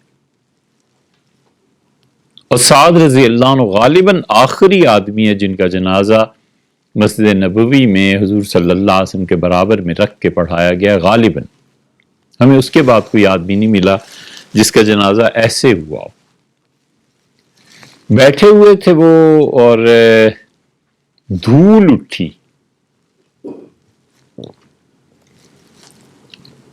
اور گھوڑے کے ٹاپوں سے ہر طرف مٹی مٹی چھا گئی۔ تو سعد رضی اللہ عنہ کو نظر نہیں آ پایا کہ یہ کون ہے، تو انہوں نے کہا اعوذ باللہ من شر ھذا الراکب، اللہ یہ جو سوار آ رہا ہے نا، میں اس کی برائی سے تیری پناہ مانگتا ہوں کہ کون برا ہے۔ اور جب وہ آگے آیا گھوڑے پہ بیٹھنے والا تو ان کا اپنا بیٹا تھا عمر۔ سعد رضی اللہ عنہ نے اسے دیکھا، یہ وہی عمر ابن سعد ہے جو کربلا میں سیدنا حسین ابن علی رضی اللہ عنہ کے خلاف آیا۔ یہ سعد رضی اللہ عنہ کی فراست تھی کہ انہوں نے اس کے شر سے پناہ مانگی۔ اندازہ ہوا ہوگا کچھ نہ کچھ، یقین ہوا ہوگا۔ تو سعد رضی اللہ عنہ نے کہا کہ اونٹ اتنے ہیں اور فلاں جانور اتنے ہیں اور فلاں جانور اتنے ہیں۔ اس نے کہا آپ ابا ابھی تک ان جانوروں کی گنتی اور ان کاموں میں مصروف ہیں، اور دوسری طرف لوگ آپ کو بلا رہے ہیں خلافت کے لیے، لوگ آپ کو ڈھونڈ رہے ہیں، آپ حکومت کا عہدہ نہیں لیتے، خلافت نہیں لیتے اور اس میں مصروف ہیں۔ تو ان کا چپ رہے، مت بول۔ میں نے حضور صلی اللہ علیہ وسلم سے سنا تھا کہ سب سے اچھا مومن ہے جو غنی ہے، نہ پہلے یہ فرمایا کہ متقی ہے، پھر فرمایا کہ حضور صلی اللہ علیہ وسلم فرمایا تھا کہ جو آدمی متقی ہے، غنی ہے اور چھپا ہوا ہے۔ پوچھا تھا، عرض کیا تھا تو فرمایا تھا سب سے اچھا مومن وہ ہے۔ مطلب یہ کہ اس کی عملی زندگی میں تقویٰ ہے، نیکی ہے، گڑبڑ نہیں کرتا، خدا کے دین کو نہیں بیچتا۔ تقویٰ بہت بڑی چیز، کہ متقی ہونا ہر ایک کے بس کی بات نہیں ہے۔ ہمارے زمانے میں آپ کبھی غور کریں تو بڑے سے بڑا عالم دین اور بڑے سے بڑا آدمی بھی کبیرہ گناہوں سے کب محفوظ ہے۔ وہ عملاً کبیرہ گناہ یہی نہیں ہے کہ نشہ کر لیا یا کوئی اور چیز، گفتگو کرتا ہے اور اس میں گمراہی آ جاتی ہے۔ عقیدہ ہے، بظاہر عالم دین ہے اور گمراہی کا عقیدہ ہے، اور یہ کبیرہ گناہ سے بھی بدتر چیز ہے جو کبھی کبھی کفر تک پہنچا دیتی ہے۔ اب سیدنا مسیح علیہ السلام کے دوبارہ دنیا میں آنے کا انکار کرنا یا یہ کہنا کہ ان کا انتقال ہو گیا ہے، یہ فقہا نے کفر سے تعبیر کیا ہے۔ یہ اتنا نازک مسئلہ ہے، اتنا نازک، اور اس کے باوجود لوگ نہیں سمجھتے۔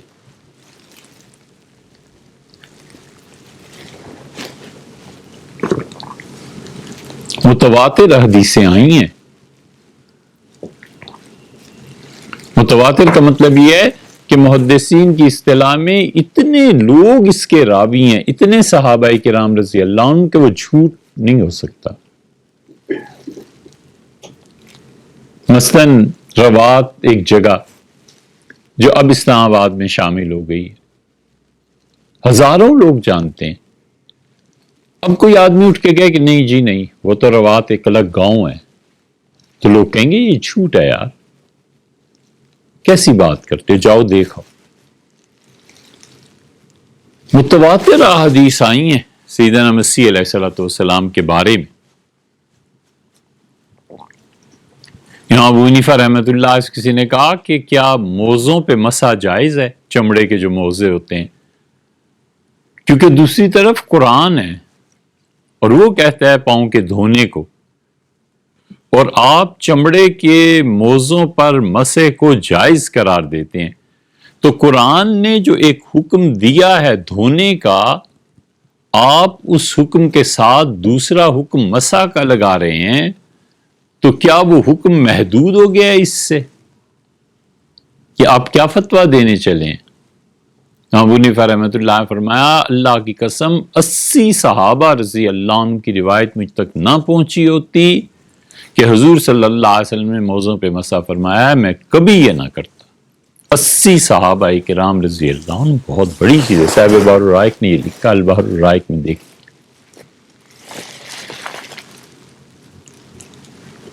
یہ بات اس لیے یہ کبیرہ گناہوں سے بھی بدتر چیز ہے، عقیدے کی گمراہی۔ اور حیرت ہوتی ہے لوگوں کے وہ پیشوا ہیں اور لوگوں کے وہ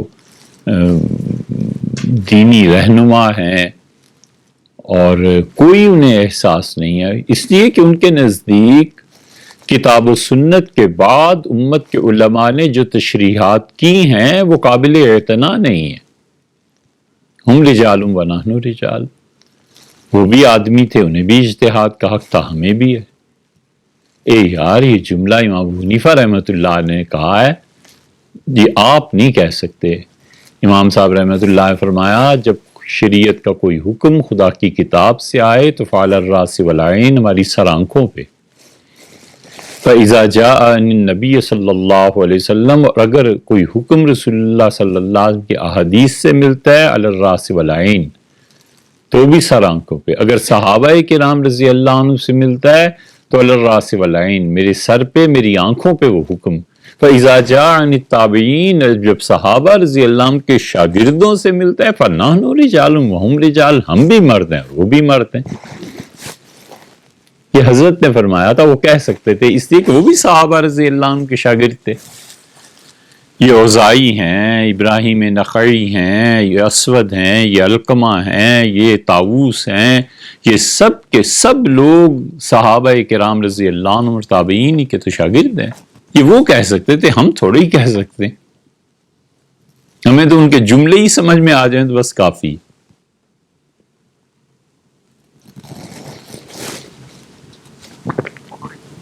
یہ وہ گمراہیاں ہیں۔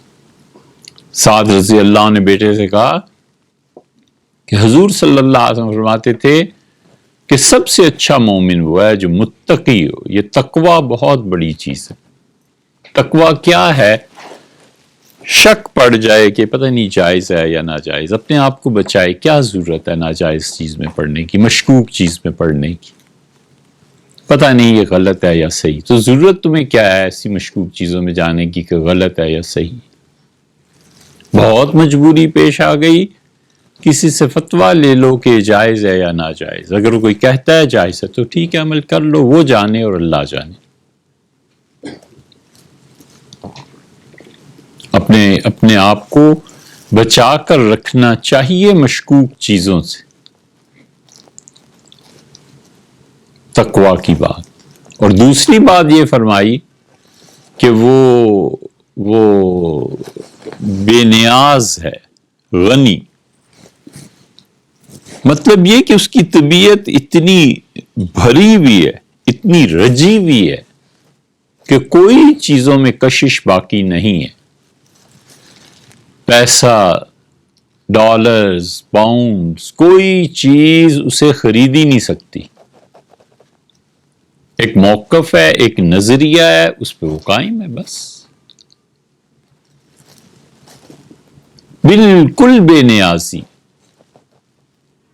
حکومتوں والے حکومت سنبھالیں اور جاہ و مال والے وہ اسے سنبھالیں، ہمیں کسی چیز میں شیئر کرنا ہی نہیں۔ ہم نے اپنے بزرگوں میں بڑے غور سے یہ چیز دیکھی کہ ان کی مجلسوں میں کبھی دولت اور پیسے کا ذکر بھی نہیں آتا تھا، کوئی چیز نہیں تھی، بس اپنے میں سمٹ کے رہنا، جو اسباب اور وسائل اللہ نے دے دیے انہیں خدا کے لیے استعمال کرنا، باقی کچھ نہیں۔ اللہ کی توحید، اللہ کا غلبہ، اللہ کی قوت اور طاقت کا استحضار، اور اللہ کی قدرت اور اس کی ہیبت پر نظر چلی جائے تو بے اختیار رو دینا، اپنے وجود کو گناہ سمجھنا اور اپنی نفی کرتے رہنا، بس یہ دیکھا اپنے بڑوں میں، بس یہی چیز تھی جو اصل تھی۔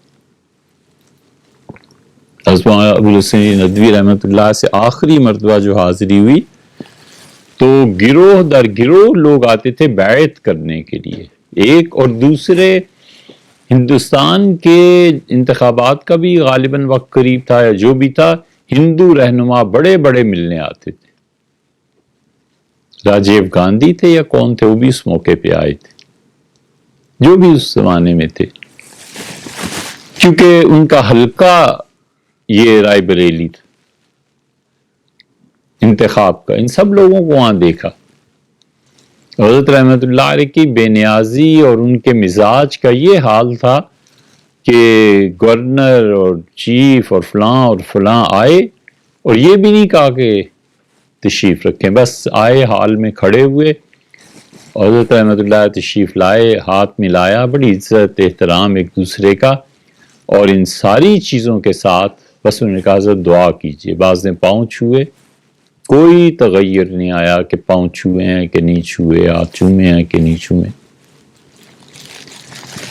بے اختیار ابن تیمیہ رحمۃ اللہ علیہ کا قول یاد آتا تھا کہ انہوں نے کہا وہ تاتاری جو تھا نا، شیخ کا حلقہ دمشق میں بہت زیادہ ہو گیا تھا، تو تاتاریوں کا جو بادشاہ تھا اس نے بلایا، اسے ڈر لگا کہ کہیں حضرت کسی دن میرے خلاف بغاوت کا اعلان کر دیں تو دمشق دارالحکومت میں کھلبلی مچ جائے گی اور فوج اور عوام لڑ پڑیں گے آپس میں، ہوگا کیا؟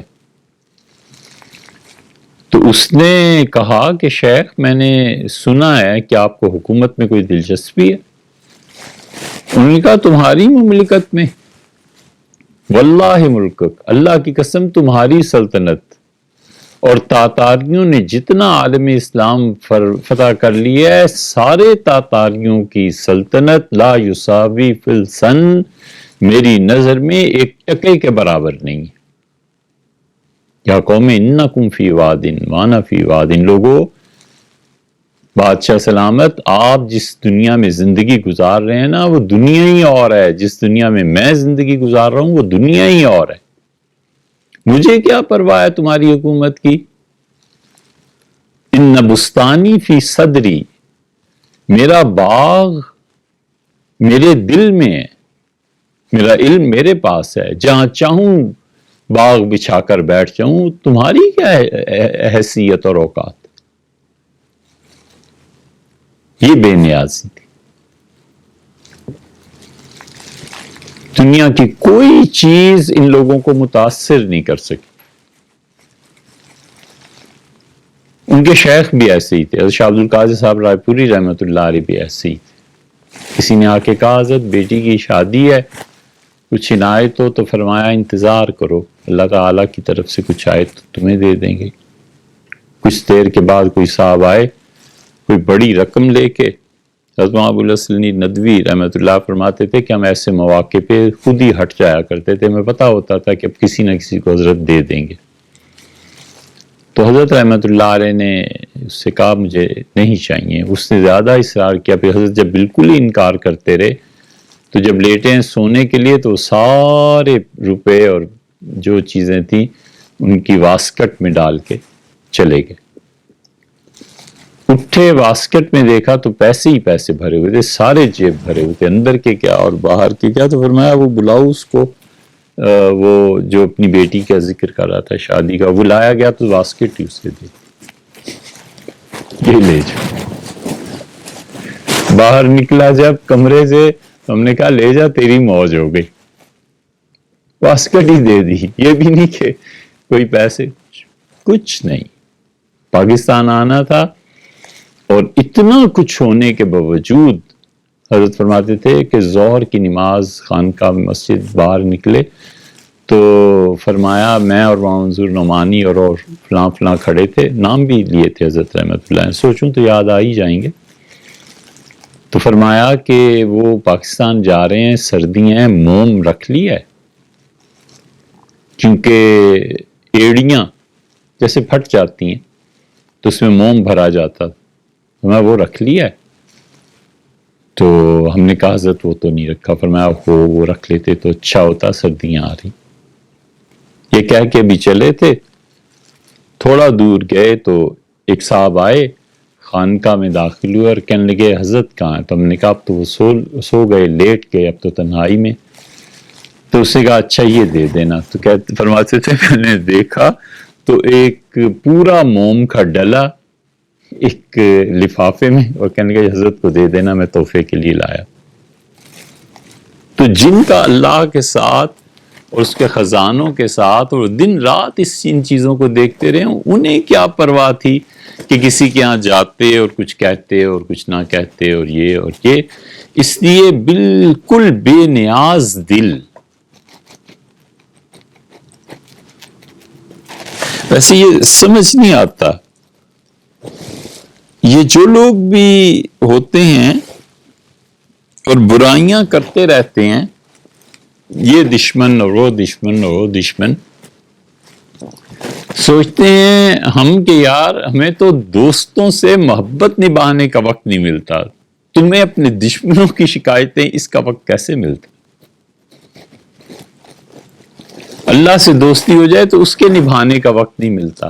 اللہ کا ذکر، اللہ کی یاد، اللہ تعالیٰ کے سامنے التجا، اس کا در پکڑنا، اس کے در پہ بیٹھنا، طویل سجدے، دیر تک اللہ کے سامنے جھکے رہنا، اس کی ذات کا یقین، اس کی صفات پہ بھروسہ اور اس کے عجائبات کو دیکھنا، اور دنیا میں جو عبرت کی چیزیں ہیں ان سے عبرت سیکھنا. اسی سے زندگی میں فرصت نہیں ملتی. کہاں آدمی اس کی تردید کرو اور اس کا برا کہو اور اس کو اچھا. بڑی چیز دو عالم سے بیگانہ کرتی ہے دل کو، عجب چیز ہے لذت آشنائی.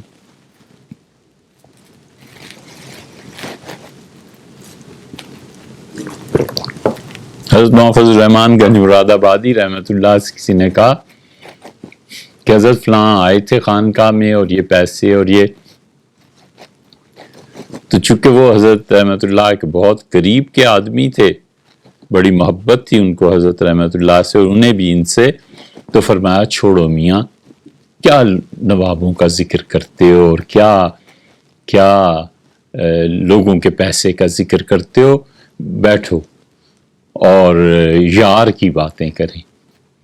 اور میں تمہیں بتاؤں، میں جب سجدہ کرتا ہوں نا تو اتنا اچھا لگتا ہے، اتنا اچھا لگتا ہے، ہم ڈوب جاتے ہیں سجدے میں، اور کبھی کبھی تو لگتا ہے اللہ تعالیٰ نے چمی لے لی.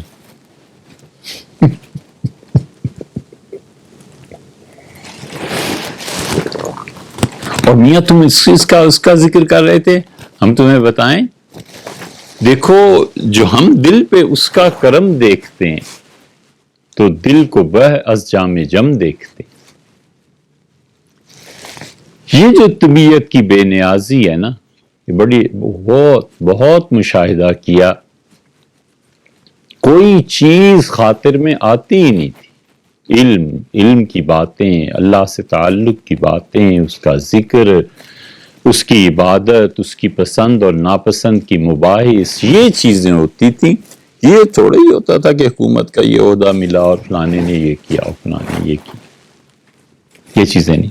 وہ چیزیں جو مسلمانوں کو نقصان دے سکتی تھیں اس کا تذکرہ ہوتا تھا، امت کو بچانے کا تذکرہ ہوتا تھا، کیسے امت نے ترقی کرنی ہے، یہ سکیمز، یہ چیزیں ہوتی تھیں، اور تھوڑی ہی ہوتا تھا کچھ. اور تیسری چیز فرمائی حضور اقدس صلی اللہ علیہ وسلم نے، سعد رضی اللہ عنہ کا میرے بیٹے حضور صلی اللہ علیہ وسلم فرمایا تھا اور ایک گوشے میں پڑا رہے بس. شاید اسی زمانے کے متعلق زیادہ زور دیا ہوگا کہ جب ایسے ایسے ہو جائے نا دنیا میں تو فرمایا تھا داعی العوام، لوگوں کو چھوڑ دینا، وعلیک بالنفس خاصہ، صرف اپنا خیال کرنا، لوگوں کو چھوڑ دینا. جب جھوٹ گھٹی ہو جائے، یعنی اتنا جھوٹ کوئی شخص بولے جیسے ماں نے گھٹی اسی کی پلائی تھی، پھر کس کا اعتبار رہ جاتا ہے؟ جب صاف طور پہ دجالیت کا مظاہرہ ہو اور جب صاف شخصی حکومتیں بننے لگیں اور شورا ختم ہو جائے اور ایک آدمی اور اس کے حواری اور خوشامدی جو چاہیں وہ کریں، خود سوچو کسی باغیرت انسان کے لیے جس میں غیرت ہو، شرم حیا ہو، کوئی اس طرح غلام بن سکتا ہے؟ ہر آدمی کی عزت نفس ہے، ہر آدمی جانتا ہے کہ میری رائے کا احترام ہونا چاہیے، ہر آدمی سمجھتا ہے کہ مجھے آزادی کے ساتھ زندگی بسر کرنی ہے. اس سے تو وہ نیل گائے اچھی تھی ان انسانوں سے.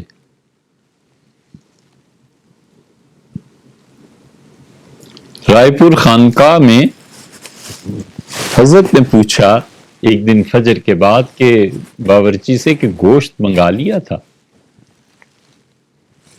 نہ، دوپہر میں پوچھا، دن چڑھے کہ گوشت منگا لیا تھا؟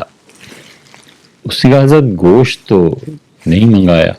فرمایا اوہ، تمہیں پتہ نہیں آج خانقاہ میں شیخ آ رہے ہیں، مولانا زکریا صاحب رحمۃ اللہ علیہ، اور مولانا الیاس صاحب بھی آ رہے ہیں. حضرت فرماتے ہیں مولانا ابوالحسن ندوی رحمۃ اللہ علیہ کہ میرے حضرت کو مجھ سے ایسی محبت تھی، ایک دن فرما رہے تھے اور آنکھوں میں آنسو بھی آتے رہے، رونا، حضرت پہ رونا بہت غالب ہو گیا تھا آخری عمر میں، حتیٰ کہ جب بیعت بھی کرتے تھے تو ایک تو رو دیتے تھے بہت زیادہ، اور دوسرے بیعت بھی عجیب ہو جاتی تھی جب کہتے تھے کہ کہو میں ایمان لایا اللہ پہ، تو اس کے بعد ایک تقریر شروع ہو جاتی تھی کہ اللہ اکیلا ہے، اس کا کوئی شریک نہیں ہے، اللہ کی توحید پہ قائم رہنا ہے، دیکھو توحید یہ ہوتی ہے. پھر کوئی مولانا رابع صاحب اللہ تعالیٰ سلامت رکھے، انہوں نے دیکھا کہ وہ پھر یاد دلاتے کہ حضرت بیعت اور بھی فرما لیں، تو پھر اچھا بیعت کر لیتے. خدا کی توحید کا اتنا غلبہ کسی پہ نہیں دیکھا، اپنے بزرگوں میں بھی کسی پہ نہیں دیکھا جتنا وہاں دیکھا. تو ایک یہ چیز تھی، ایک رونا بہت زیادہ تھا. بخاری میں آیا نا حضرت بکر رضی اللہ عنہ کے متعلق، جب قرآن پڑھا جاتا تھا تو یا لا یملک عینیہ، حضرت بکر رضی اللہ عنہ کو اپنی آنکھوں پہ اختیار باقی نہیں رہتا تھا. اذا قرئ علیہ القرآن، جب ان پہ قرآن پڑھا جاتا تھا، یہی حضرت عمر رضی اللہ عنہ کا حال تھا. کسی نے کہا کہ چچا میں جا رہا ہوں، تو انہوں نے کہا تمہاری شامت آئے گی ضرور، اور امیر المومنین رضی اللہ عنہ سختی سے پیش آئیں گے، تمہاری متعلق یہ رپورٹ پہنچی ہے. تو انہوں نے کہا پھر کیا کروں حضرت کو اصل بات کیسے؟ انہوں نے کہا جب امیر المومنین ناراضگی کا اظہار کریں نا تو قرآن کی کوئی آیت پڑھ دینا، بس عمر ٹھنڈے برف ہو جائیں گے. میں وہی کیا. حضرت عمر رضی اللہ عنہ جب ڈانٹنا شروع کیا تو انہوں نے کہا امیر المومنین اللہ یہ کہتا ہے. تو آیت پڑھی، حضرت عمر رضی اللہ عنہ چپ. ایسی اس آیت کی ہیبت تھی کہ زمین پہ فرش پہ بیٹھ کے اور مٹی پہ ہاتھ رکھ دی اور فرمایا ایو عبد عابد منی، مجھ سے بڑھ کے اللہ کا بندہ کون ہوگا؟ میں سب سے زیادہ کمزور آدمی ہوں اللہ کے.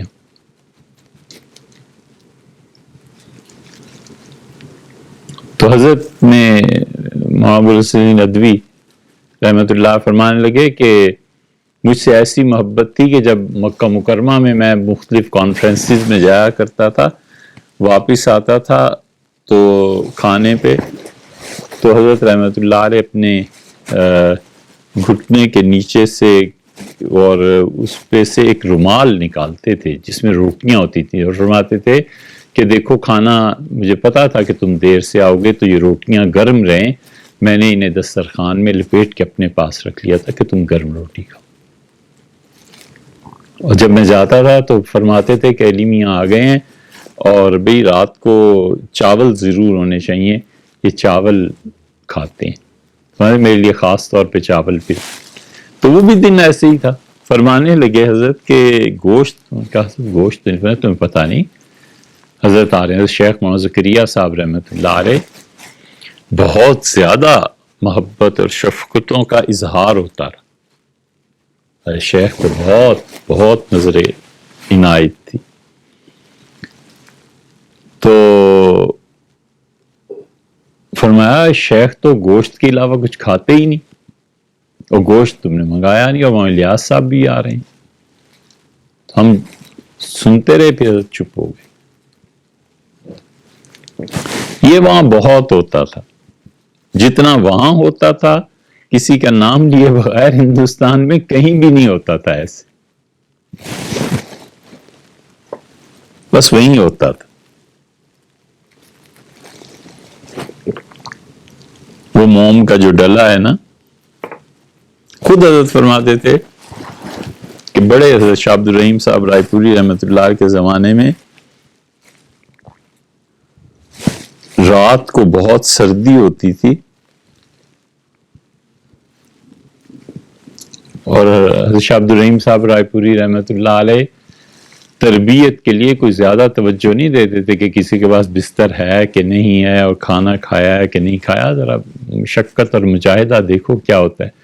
فرماتے تھے کہ میں مسجد کی صف میں لیٹ جاتا تھا کونے پہ، اور پھر اپنے آپ کو گھماتا تھا حتیٰ کہ ساری صف لپٹ جاتی تھی، بس وہ جو بھی گرمی اس سے ہوتی تھی بس وہی ہوتی تھی۔ ایک دن میں گزر رہا تھا، کسی کوڑے کرکٹ کے ڈھیر پہ ایک کمبل پڑا ہوا تھا، تو میں نے اسے اٹھا لیا، دھویا، اور رات کو وہ بچھانے لگا، بڑی راحت پہنچی تھی۔ پھر ہنستے رہے۔ پھر فرمایا کہ اس کے بعد کوئی سال ایسا آیا بھی نہیں جس سال میں ایک نہ ایک کم سے کم بستر کہیں سے آنا گیا ہو میرے لیے، نیا بستر۔ بس وہی سال مشکل میں گزرا تھا۔ پھر اس طرح کی بہت چیزیں بس وہیں پیش آتی تھی، اوروں کے ہاں تھی مگر تھوڑی، کوئی مقابلے میں نہیں۔ دیکھو ایک گوشت کے قصے سے پھر کدھر کدھر بات چلی جاتی۔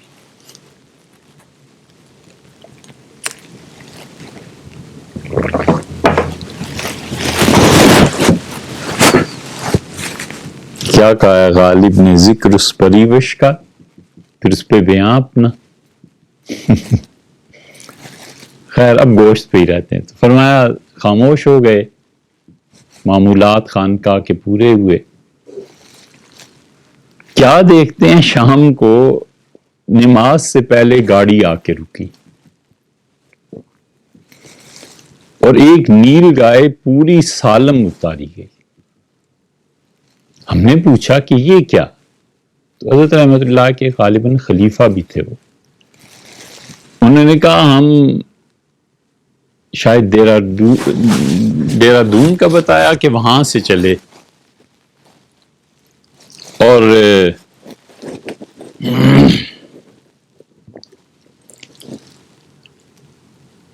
رائے پور آ رہے تھے، تو ہمیں پتا تھا کہ آج بڑے بڑے بزرگ آ رہے ہیں۔ اب آگے جو راستے سے گزرے تو ویران سڑک تھی، اور اچانک ایک نیل گائے آئی اور آ کے کھڑی ہو گئی، راستہ تنگ، اب جائیں کہاں سے؟ ہم نے گاڑی ادھر کو گھمائی تو ادھر آ گئی، ادھر گھمائی ادھر آ گئی، جانے ہی نہیں دے رہی تھی۔ تو ایک دوست نے کہا کہ یار یہ معلوم ہوتا ہے کہ یہ گوشت اپنے ہی کام آنے والا ہے۔ خیر اترے تو ہماری گاڑی کے سامنے آ کے بیٹھ گئی۔ اب نہ چھری ہے، نہ پاؤں باندھنے کے لیے کوئی چیز ہے۔ ایک ٹرک آیا، اس کو روک کے ہم نے پوچھا تو اس نے کہا ہاں ہمارے پاس ہے، ایک رسی ہے اور چھری، یہی چاہیے۔ کہنے لگے کہ ہم نے جا کر اسے لٹایا، وہ بالکل لیٹ گئی، اور اس کے پاؤں پہ جب رسی باندھی تو وہ پاؤں زور زور سے ہلاتی رہی۔ ہم نے کہا جانور ایسے ہی ہلاتے ہیں پاؤں۔ جب اچھی طرح مضبوط کر لی تو اس نے ایک جھٹکا دے کے ساری رسی کو توڑ دیا، تو پھر بھی لیٹی رہی۔ ہم نے کہا یہ عجیب نیل گائے، تو اس کا ذکر کر رہا تھا کہ ہم تو اس نیل گائے کے برابر بھی نہ ہوئے۔ مطلب اس کا یہ تھا کہ میں خود ذبح کے لیے حاضر ہوں، مجھے وہاں لے جاؤ۔ یہ رسیاں باندھنے کی ضرورت کیا ہے؟ ہم آہوان سہرا سر خود نہ ہاد برکف۔ حافظ کہتے ہیں کہ سارے جنگل کے ہرن وہ اپنے سر ہتھیلیوں پہ رکھ کے حاضر ہوئے، بامید آ کے، اس امید پر کہ وہ تشریف لائیں گے جنگل میں، بشکار خواہی آمد، اور شکار کرنا ہے، کاش میرے سر پہ پہلا تیر لگے۔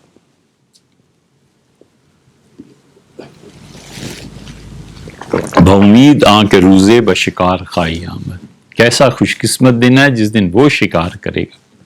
حضور صلی اللہ علیہ وسلم کے ساتھ بھی ایسے ہی ہوا تھا نا، کہ آخری حج جو تھا 100 اونٹ ذبح فرمائے تھے، اور 37 اونٹ رسول اللہ صلی اللہ علیہ وسلم لائے تھے، یا سیدنا علی رضی اللہ عنہ لائے تھے، اور باقی ان دونوں حضرات میں سے کوئی، ایسے ہی ہے روایت۔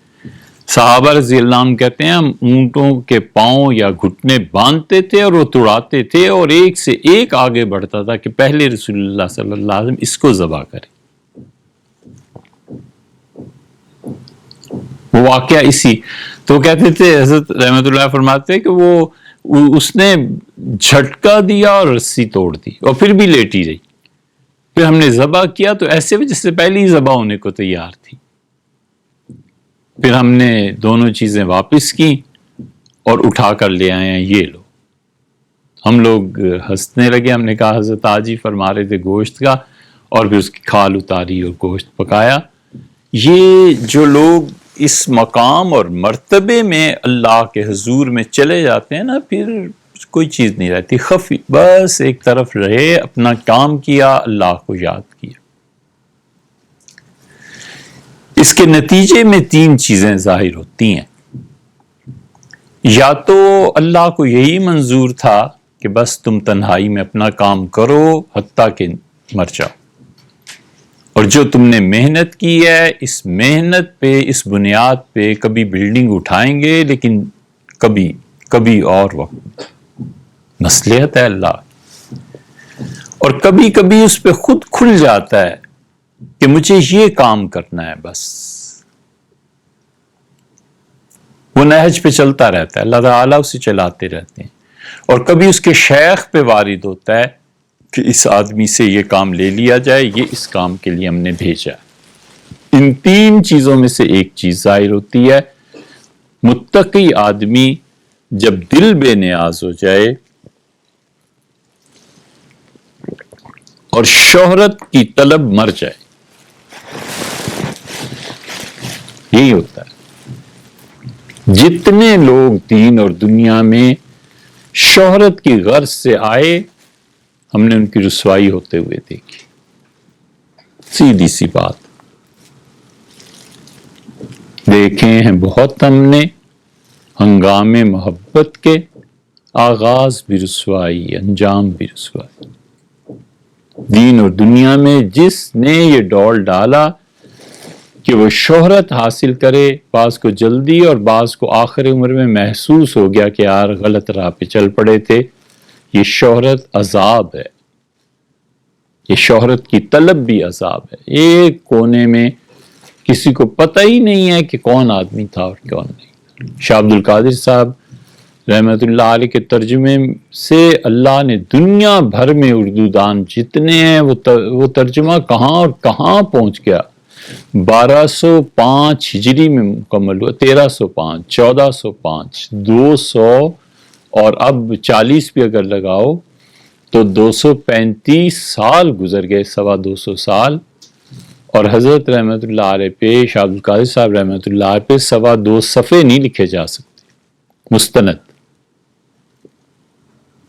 پتہ ہی نہیں۔ اب وہ سکندری مسجد دریافت ہوئی ہے ریلوے کی کھدائی میں، جہاں حضرت رحمۃ اللہ بیٹھ کے ترجمہ کرتے ہیں، بالکل تنہائی کی زندگی۔ یہ پہلوں میں بھی تھا ایسے ہی۔ ابراہیم نخعی رحمۃ اللہ علیہ، جن کی فتویٰ اور جن کی فقہ حنفی آج دنیا میں گونج رہی ہے، وفات ہوئی بس 8-10 آدمیوں نے جنازہ پڑھا، کچھ نہیں۔ سیدنا عثمان رضی اللہ عنہ کے ساتھ بھی ایسے ہی ہوا، جن کے فیصلے اور جن کے زمانے کی فتوحات اپنے پچھلوں اور اگلوں سے بڑھ گئیں۔ عثمان رضی اللہ عنہ جتنا جغرافیائی اعتبار سے مسلمانوں کو علاقہ دیا ہے، اتنا اور کس حکومت نے دیا ہے؟ جنازہ ایسے ہی تھا، 7-8 آدمی، اور حکیم ابن حزام رضی اللہ عنہ نے رات کی تاریکی میں جنازہ پڑھا دیا۔ تو اسی ایک راہ یہ بھی ہے کہ شہرت سے بچ کے اور لوگوں کی ساری مباحث سے دور رہ کے آدمی اللہ کو یاد کرے، اللہ کے ساتھ اپنا تعلق درست کرے۔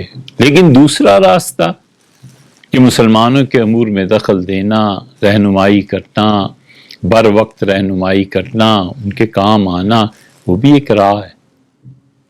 بس اللہ تعالیٰ سے توفیق مانگنی چاہیے کہ وہ اپنی رضا اور خوشی کے کام لیتا رہے۔